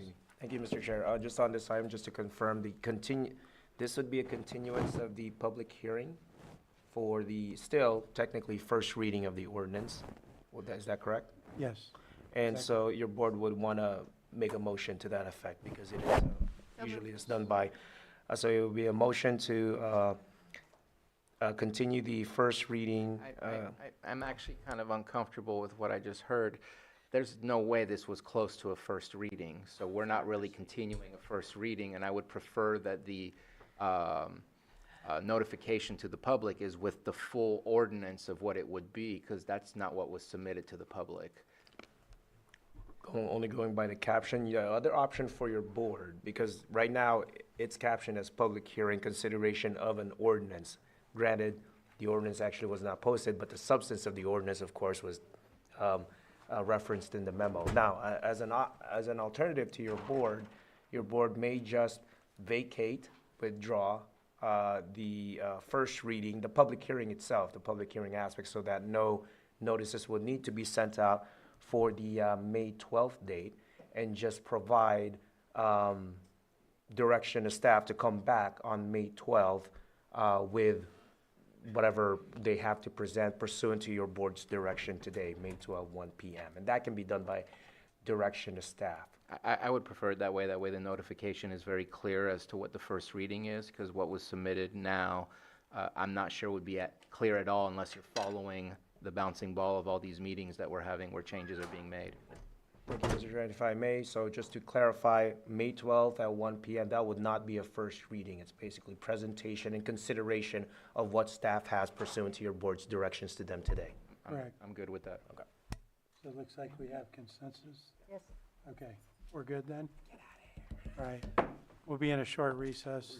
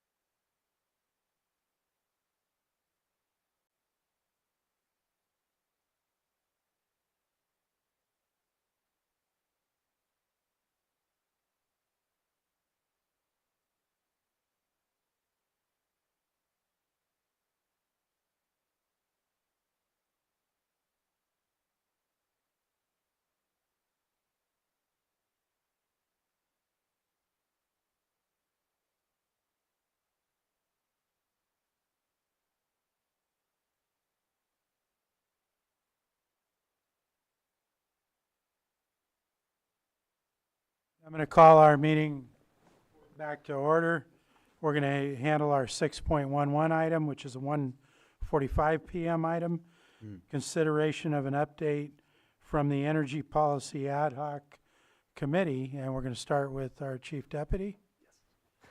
Good afternoon, Supervisors. Matthew Rothstein, Chief Deputy County Administrative Officer. As you are aware, your board established an Energy Policy Ad Hoc Committee during your January 6, 2026 meeting. The committee consists of Supervisors Pyska and Owen, Department Heads Maria Turner and Lars Ewing, Treasurer Patrick Sullivan, and Benjamin Rickelman and myself of the Administrative Office. The work of the committee remains in relatively early stages at this time. However, as noted in the memo to your board, members have expressed interest in developing a standard process and identifying a single point of contact for prospective projects to ensure a uniform approach is taken. Policy concepts likewise will benefit from being submitted to a single point of contact to ensure the committee can review in full. Positioning committee member and economic development focused Deputy County Administrative Officer Ben Rickelman as the initial point of contact for energy project and policy proposals is sensible and supported by the committee. We're seeking your board's concurrence and/or discussion with that point. Mr. Rickelman is also present to provide a brief overview of topics considered by the committee thus far. And following that discussion, we invite members of your board to discuss preliminary conversations had thus far with energy service providers and/or policy concepts introduced. And as previously raised, moving forward, staff recommends that such inquiries be routed through Economic Development Focused Deputy County Administrative Officer Rickelman and considered by the Energy Policy Committee as needed. Your concurrence with that sense of direction would have value. Mr. Rickelman? Thank you. Good afternoon, Board. Ben Rickelman, Deputy County Administrative Officer. As Mr. Rothstein indicated, there's been preliminary conversations regarding potential organizations the county could join for both reliability and to try to address cost concerns regarding energy. So there'll be further discussions with the ad hoc committee and then coming back to the board, we believe fairly shortly with some recommendations. There's a few different models we're exploring and talking through both the financial implications and then what potential timeframes could be for that. There's been a decent amount of interest in Lake County with energy projects. I would say, though, that there's only 2 projects at the moment that are going through permitting. That's the wind project in Morgan Valley, and then the reactivation, the Open Mountain geothermal project at the Bottle Rocket site for about 8 megawatts. So there's possibilities of others, but we will see what happens. And then also, there's been strong community interest for community energy projects. So continuing to explore that and see what's possible. Thank you. Thank you. Does that conclude or anything further? Mr. Ben. That concludes our introductory remarks and invite your board's discussion at this time. We'll start with Supervisor Owen. I'm sorry, what was the geothermal project that you mentioned? Sure. It's the company's Open Mountain, and it's at the Bottle Rocket site near Cobb. Okay. Supervisor Sabatier. I guess, first off, a comment. I guess I should turn on my microphone. A comment would be that just to at least bring the group back up to date, I know that Supervisor Owen and myself did meet with NCPA, have not, without ownership of infrastructure, NCPA is waiting for us to own infrastructure in order to be able to make a move. I know that I've brought that conversation to the city of Clear Lake in case there's interest there, because I think that with their urbanized area rather than their very high fire risk area that the county offers, that might be a better place to start. And I think that also purchasing and obtaining infrastructure is rather difficult, expensive, and high liability that carries a lot of risk. So I think that they provided us an idea of how it is that we could engage if we wanted to engage. But at this moment in time, that engagement probably would not begin until infrastructure was owned, which is probably not necessarily on our radar at this point in time. And I think that's it for that. I wanted to at least offer a suggestion for potentially the group, the Energy Policy Ad Hoc Committee, to review. I know that it's possible that we can be completely ignored, but if we don't try, then we won't get. But I want to see if it's possible for the group to work on updating our geothermal setbacks. Our geothermal setbacks is kind of solely related to the lake. And a little bit of Canocti Mountain as well. But to me, I feel like right now we just had a really long conversation about cannabis with 1,000-foot setback from city limits, from tribal land, from public lands. I feel like we should be looking at something similar to what's an appropriate distance from a community growth boundary? What's an appropriate distance from public lands where we want people to go out and enjoy themselves? And hopefully that could generate a new map. I know they can overrule that with AB 531. Somebody was talking about AB 531 earlier today.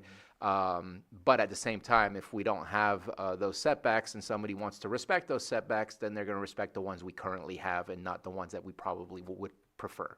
So that would be something that I would like to see the group work on, because I think it's important to protect our community growth boundaries from the potential impacts. And I'll leave it at that. Supervisor Owen? Oh, I'm sorry, I forgot to take that down, but I did have something. I think I'd mentioned this in our first meeting, but I've been approached by a couple of different people who are interested and wanted to know if we would be adding any outside individuals or companies onto the ad hoc. They were interested in partaking. I think at least the initial discussion we had was keeping it internal to we can have some recommendations to the board, and then we would be open to growing the membership of the ad hoc committee. So I think that's definitely something in the future, but we hope to turn around and present some recommendations that's from county staff and the supervisors fairly quickly to the board. Thank you. I just wanted to say it publicly so they could hear. Thank you. Anything else from supervisors at this point? Then I will go ahead and open this up to the public. Do we have anyone in the room? Looks like Mr. Lasik.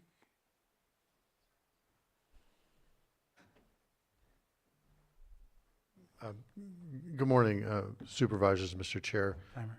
On the ad hoc committee, there's some things that, based on the conversation back with Sonoma Clean Power back in the fall, we were talking about the lack of policy.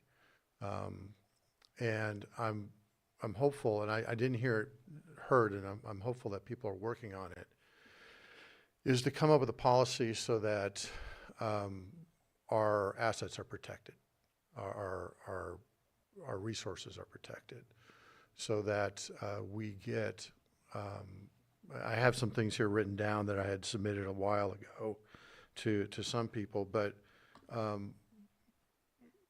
we know that was AB 531 is sort of looming over our heads, and I think we need to make sure we have the ordinances in place and the legal framework in place and the policies in place so that we can have better control over our assets and our resources.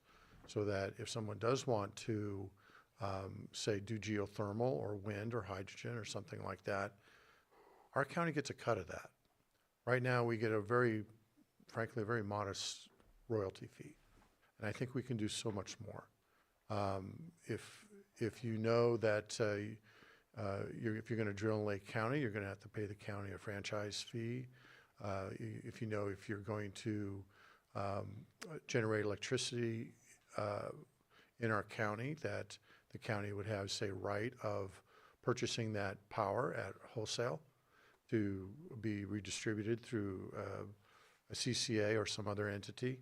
And there are other aspects that I was hopeful that would be considered so that it doesn't really matter what kind of energy that comes, whether it's a solar farm or whatever. If you're going to do business in Lake County, the county gets a piece of the revenue at several steps on the way. I have provided a paper on that in the past. I'm more than happy to resubmit that. But there are several things that we can do that are great opportunities for our county. But if we don't have anything, then we're sort of at the mercy of someone that wants to charge ahead. But if we say, yeah, we're welcome to have you here, but by the way, you need to make sure that, for every megawatt that's generated, we get, 1 or 2 cents. And that goes into a sovereign fund or into a fund that deals with our infrastructure. So I would encourage the ad hoc committee to really seriously look into that. If you would like, I can, Madam Owen, Madam Pyska, members of the committee, I can resend that. Thank you. Thank you. Anyone else in the room?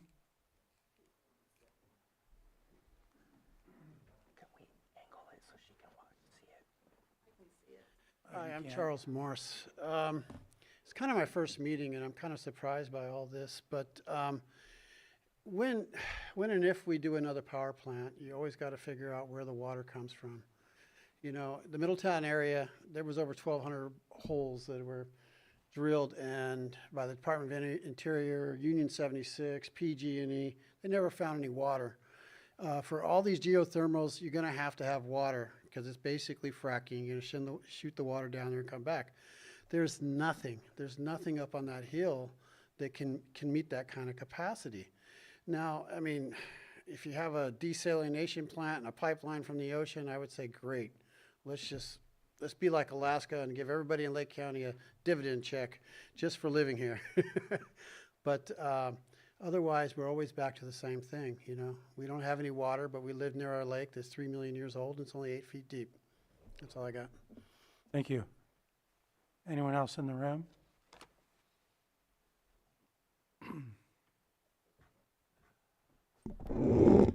Mr. Chair, Supervisors, Margot Kambara. Having the ad hoc energy policy development committee is great. Sorry if I scrambled the name. I do have some questions and perhaps some suggestions that might lead to enlightenment. Some concepts and options to consider, please. We should consider energy sovereignty, the ability to consume cleaner energy and to control the economic and structural levers of its production. We should also be evaluating a range of alternatives to achieve true energy independence, and it shouldn't be restricted just to geothermal. We should be looking at other options, wind, solar, et cetera, et cetera. Among the things that we should look at would be the options. And some of that might include a hybrid model that would involve forming a community services district. So anyway, it would be very helpful to hear about the options that the ad hoc committee is considering and the reasoning behind it and for the reasons that they are ruled out. Very similar to what Supervisor Sabatier referred to as infrastructure. If we don't own the infrastructure, that rules out a lot of options for us. It may not be feasible, it may not be desirable for Lake County to go into owning its own infrastructure because of liability, the risks are high. So anyway, having those informed discussions and informing the public of where the committee is on those decisions would be very helpful so we make good decisions together. So other things that the ad hoc committee it would be great if they consider is, take a look at the resource portfolio optimization. Look at things, like I've said, geothermal, solar photovoltaic, battery storage, market power / natural gas, and definitely strategy. We should also be considering, as the previous speaker said, look at feasibility and legal discovery. Define the price of independence. And then what about economic modeling? need to compare ratepayer bills under all scenarios. And ultimately, what we want for Lake County, our residents, we want reasonable energy prices and costs. Right now, we're paying the highest utility rates in the state. That does not seem reasonable. So we should be looking at energy in terms of providing the most benefit for our residents. You know, it's one thing to bring in a Sonoma Clean Power and partner with them, but that's not giving us energy sovereignty. Thank you. Thank you. Anyone else in the room? Not seeing anyone online? Sterling, you'll have 3 minutes, if you can identify your name. Yes, my name is Sterling Wellman. I did email Johanna to have something add to the agenda of what we should have on our energy policy. I'm pretty sure everybody's seen that. Again, I am definitely bringing up AB 531 multiple times as we are in the middle of our general plan. If this is who's going to be putting together our energy policy, I highly suggest that this energy policy get put together before our general plan is done and add it to our general plan. Because with the AB 531, by adding that in there, the state most likely will go by what our general plan says and won't override us. So basically by getting these things put in there and done, and I guess a pretty fast time now since our general plan is coming up for August and September, we kind of need to get this put in there because if we don't, with the AB 531, we'll be shooting ourselves in our own foot. We will basically be handing away resources. They'll come in and put it where they want. They will use as much water as they want. They will frack as much as they want. I don't know how much more clear I could be about this with the board and the rest of the community. I have been talking with the rest of the community members in Lake County about this to inform them that this is something that is coming. This is something that we do need to fight. And you guys as board members and the ad hoc committee, I really think that you guys need to look into this and the benefit and the well-being of our county. We've already sold our water rights. We got Clear Lake going there. We have Indian Valley Reservoir going to Yolo County. So let's not do that with our geothermal at this point. Let's make Lake County a beautiful sunny spot to be at and not have to worry about finances, or we have this homeless person walking down the street, or this person has nowhere to live, or we don't have the funds to be able to put evacuation or another bridge over areas that have one way in and one way out. By putting these terms and conditions into this energy policy and having it done by the time we do our general plan, this could actually benefit our county in a major way. Thank you. Thank you.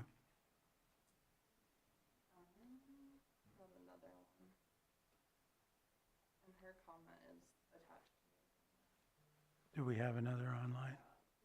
Betsy Kahn. Betsy, if you state your name, you'll have 3 minutes. Thank you, Mr. Chair. Betsy Kahn. I want to second everything that Margot and Sterling were talking about. I hope that you guys will really address it, that legal issue with AB 531. But I personally want to advocate for remembering why the geothermal setback exists is partly because we want to protect the entirety and the integrity of the Clear Lake Basin watershed. During the General Plan Advisory Committee meeting last week, Mr. Bill spoke about how many human impacts there are on the use of the environment for cultural practices, and including, we were reviewing the noise element and the agricultural element and so forth. But I think we all seem to forget that if you're in the middle of the lake and you're looking up to the top of the mountains, that is the watershed. That is the entirety of the integral watershed. And we don't want to destroy it for the sake of financial benefit by putting some sort of an industrial practice in the middle of it. Also want to just remind you about the Full Circle program. The Kelseyville wastewater treatment plant was upgraded many years ago to accommodate the distribution of treated effluent, which is currently being sprayed on the side of Mount Canocti, but it could be delivered to the geysers or even to the Bottle Rock Power Plant, and that would be the water source for that energy creation. If you add the Mount Canocti subdivisions, which is part of the full circle program, into the agricultural disposal or the treated disposal from Kelseyville wastewater, you might be able to re-inject those steam fields that are now lying fallow. Thank you so much. Thank you. No more hands. I'm going to close public comment, bring it back to the board. Supervisor Sabatier. Yeah, since there's the opportunity to make suggestions, I think it's something we don't do enough. I know we did it with Maha Project, is developer agreements. And if there was a template for a developer agreement for any kind of energy development that occurs here, that it would at least provide a standard of what they should expect our relationship will look like, and of course, negotiated relationship. But I think that if there's not a standard or a template created, that it could easily be missed, or we may not get exactly what we're looking for as we scramble to create that in the first place. So if it's possible to get a template pre-made, I think it would be helpful. One thing you could also do with that, done in other jurisdictions, is have like guidelines. So if you hit certain thresholds of capital investment or whatever, there's some relationship there, because then that provides transparency for interested parties to, and it doesn't lock in anything, but it kind of, here's kind of how the community will operate with an agreement. I think that could be useful. Indeed. Okay. Any other comments from boards? I have a clarification. Supervisor Sabatier, you made a request that we consider, if I understand it right, assigning this ad hoc committee to also review our geothermal setback ordinance and bring back potential updates to that. So do we have? I just think it fits in the ad hoc committee. Yeah. Do we have any further comments from board, or do we agree with that? I'm okay with assigning that, because I do think it makes sense to look at that for a bigger, from a different view than just what it was back around the lake in the day. Yeah, and getting it in GIS, because I don't know that I've ever seen a shape file on GIS that has that specific layer on it. So we have consensus from the board to assign that task to the ad hoc committee. Any further comments from the board? Not seeing any. Do you have anything further, Mr. Rothstein or Rickelman? So I'll just resurface my recommendation that we're seeking your board's concurrence with the concept that for energy projects moving forward, Mr. Rickelman would be the initial point of contact. Is there consensus among your board for that direction? That was the consensus We have, before we got here. yeah, we have consensus for that. Yep. Great. Thank you. That's it. We'll conclude this item. And we're going to move on to our 5.16 item. And while Director is coming up, I'll read it off.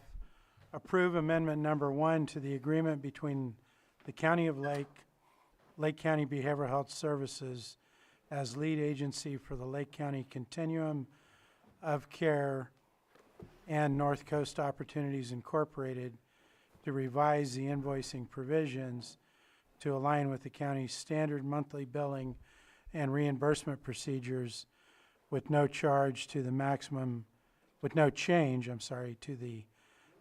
compensation amount of $527,625.96 and authorize the chair to sign. I'm not sure why it was pulled, but maybe we can start there. Go ahead, Supervisor. Yes, this was pulled in hopes that this can get kicked back to the Lake County Continuum of Care. We did approve the original agreement to this, but I made a mistake, and this was not put back in front of the Lake County Continuum of Care before bringing this to the Board of Supervisors. And so Okay. we'll bring it back as soon as possible, because I think it's an important one. There are some important changes being made. Director Jones, any comment on that? Or? I've also worked with the one COC staff member that we have to implement some safeguards so that we can make sure our process allows full visibility to the COC anytime changes are made. So.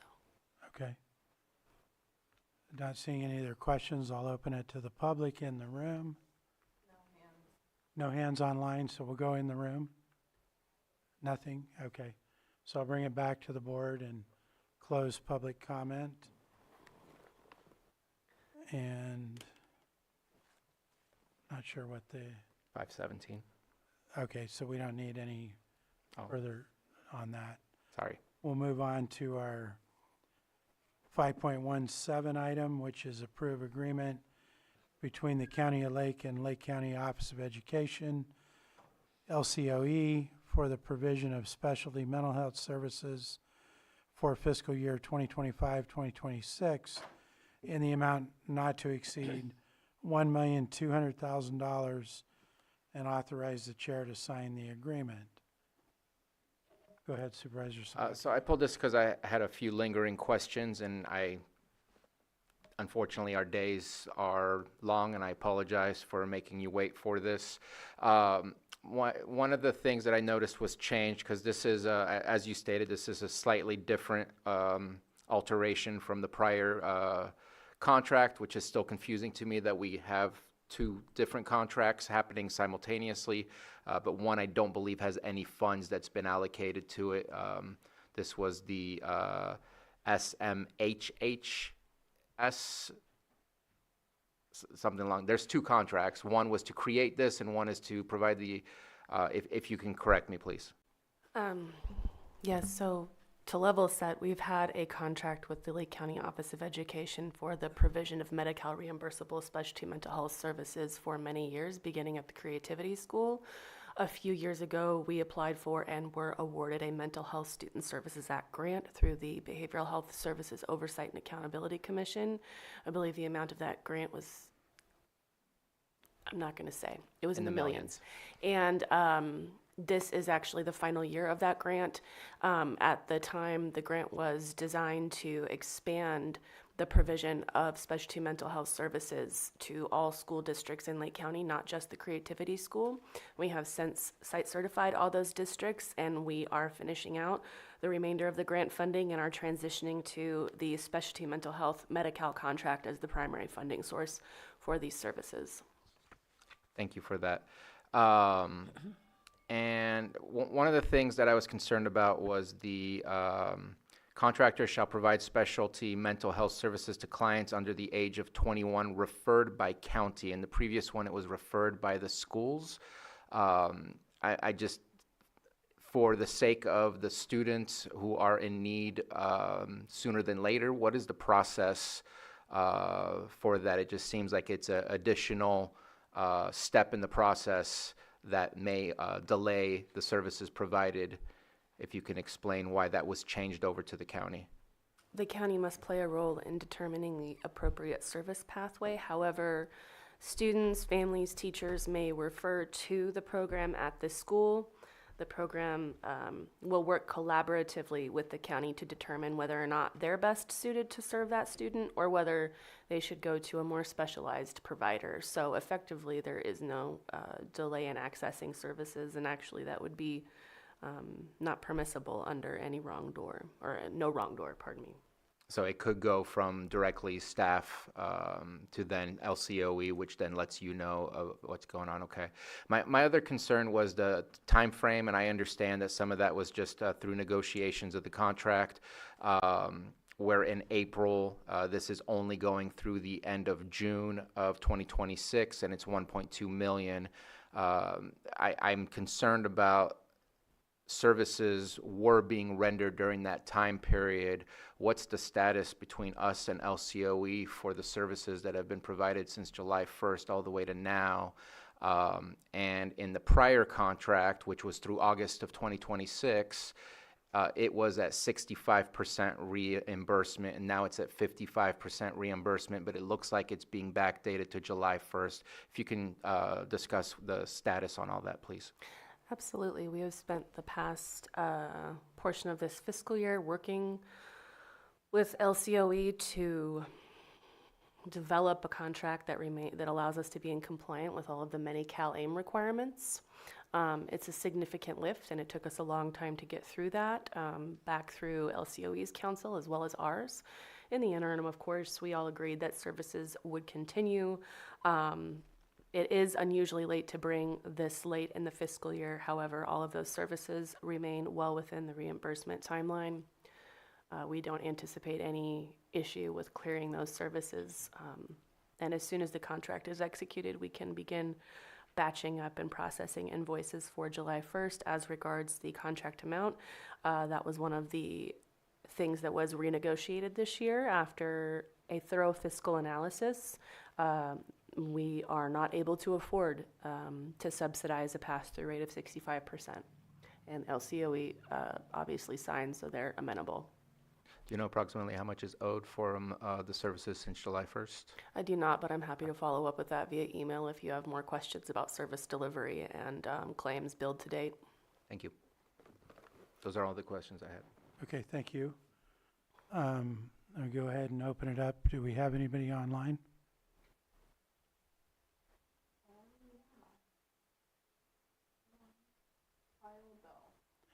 Kyle, go ahead and state your name. You'll have 3 minutes. Thank you, Kyle Bill, Executive Director, Kanokatai Native Wellness. I appreciate that this coming before the board. I just wanted to take the opportunity to state that Kanokatai Native Wellness, in reviewing the contract, noticed that there's an opportunity for the Office of Education to subcontract some of this work. I know that we have worked previously with Director Jones in exploring Kanokatai building its capacity to become a specialty mental health. But we're just kind of starting out new. And I just wanted to kind of put it out there for Director Jones and the board to know that we would like to potentially look at ways that we could work collaboratively with the Office of Education to provide some counseling and our therapy services to tribal youth specifically that are within the school districts. We've been working locally here in Lake County with some of the school districts around suspension and expulsions with our Native American students. And a lot of what we're seeing is a lot of the Native students are in a lot of need with behavioral health support. And, we're able to provide it, but we're limited in our capacity as far as, our program development. But we look at this as a possibly unique opportunity for us to collaborate with the Office of Education to help deliver these services, both from a Western practice standpoint, but also weaving in cultural practices. So I just wanted to see, just kind of put it out there that we would be interested in looking at ways to collaborate on this. And we would fully support the Board of Supervisors approving this contract so that students throughout the lake and also tribal youth can benefit from the services that are delivered, because we do know that young students need a lot of support in the schools. And I think a lot of it is rooted in mental health. So we're in full support of this agreement being signed and would love to explore opportunities to collaborate with the Office of Education and Lake County Behavioral Health to help deliver these services. Thank you. Thank you, Kyle. Anyone else online? And do we have anyone in the room? Not seeing any. Bring it back to the board. I do believe we need action. Mr. Chair, I move to approve the agreement between the County of Lake and Lake County Office of Education for the provision of specialty mental health services for fiscal year 25-26 in amount not to exceed $1.2 million and authorize the chair to sign the agreement. Second. A motion and a second. All in favor? Aye. Aye. Opposed? That motion carries 5-0. Thank you, Director Jones. And next, I'm going to move on to our 7.3 item, which is consideration of the following advisory board appointments. Hartley Cemetery District is the first one. Second one is Redevelopment Successor Agency Oversight Board, starting with the Hartley Cemetery District, which is in my district. There's 2 openings right now, and we have 2 qualified applicants, Eileen Koch and Sandy Rose. I'm in favor of both of those candidates. So I'll go through, we'll talk about the next one before we open it up and do a final appointments. The next one on the RDA, we have 1 opening and we have 2 applicants. The first one is Sandra Karakos, I believe it's pronounced, and the second one, Stephanie Wayman. I will comment that because I know Stephanie and had talked to her about applying for this, but at this point, Sandra appears to have more qualified experience for that board. That's my 2 cents. That's not a board that I sit on, but go ahead. I know, maybe you can help me with Ms. Caracas, but I know that Stephanie is well-versed in finances due to her expertise and experience at the bank. Not sure. She actually she's a principal at school districts. Is that the wrong Stephanie? I think you have the wrong one. I thought it was. Stephanie, this particular Stephanie is currently a principal at Upper Lake, and she just got hired to transfer as the principal at Kelseyville High School. Well, congratulations, Stephanie. And she Never had mind. approached me because she wants to get on a committee to be more involved in what's going on, but she'd be happy with any other committee. Go ahead. Well, they're both District 4, so I think we can take your recommendation. Yeah, I think that Sandra is the most qualified for this particular board based on her past experience as a county tax collector and also working in a county finance division. So she's very well versed on the kind of questions that the RDA is going to deal with. So that's where I sit. So with that, is there any other questions or discussion or concerns? Then I'll go ahead and open it up to the public. Is there anyone in the room?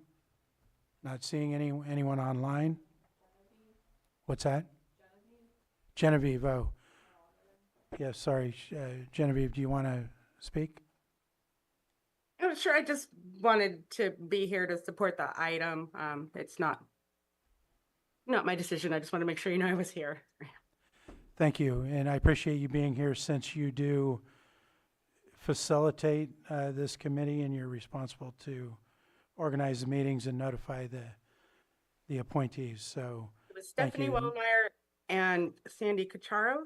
Yes, She was. thank you. Did we have any other public online? Then I'll close public comment and bring it back to the board. I can make the action for you. Can you please? Sure.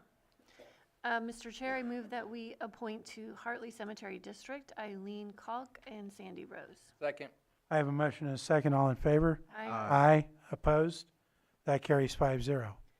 Mr. Chair, I move that we appoint Sandra Cacharos to the Redevelopment Successor Agency Oversight Board. Second. I have a motion and a second. All in favor? Aye. Aye. Opposed? That carries 5-0. And that concludes that item. Thank you for being here to support, Genevieve. And can I check in with the board? Are we Yes, you good can. with, you already made the decision? So I'm going to forego 7.1. There won't be calendars today. And I believe, help me out, CAO, I believe that concludes all open session items. It does, sir. Okay. Then with that, I'm going to move on to read off our closed session items. The first one is 9.1, Public Employee Evaluation, title Interim Public Works Director. Item 9.2, Public Employee Evaluation, title Public Health Officer. Item 9.3, Public Employee Evaluation, title Community Development Director. Item 9.4, Public Employee Discipline, Dismissal, and Release. Item 9.5, Conference with Labor Negotiator. That is a conference with Labor Negotiator A, Chief Negotiator Susan Parker, County Negotiators Jay Salone, Stephen Carter, Casey Moreno, Pam Samick, and Diana Rico, and Employee Organization Deputy County Council Association. Item 9.6 is a conference with legal counsel for existing litigation pursuant to Government Code Section 54956.9D1 dash FERC Federal Energy Regulatory Commission proceeding number P-77 Potter Valley Hydroelectric Project. And then 9.7 is an erratum for conference with legal counsel, significant exposure to litigation pursuant to Government Code Section 94956.9 D2, comma, E1 with 3 potential cases. Go ahead, did I make a mistake there? Thank you, Mr. Chair. So just to clarify, it's Government Code Section 54956.9 D2 E1. That's all. Okay, that clarification, thank you, will stand for the record. Anything else? We're gonna.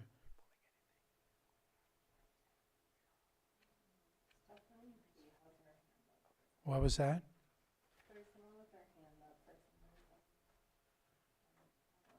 Well, we're not in, do they have public comment on any of these titles?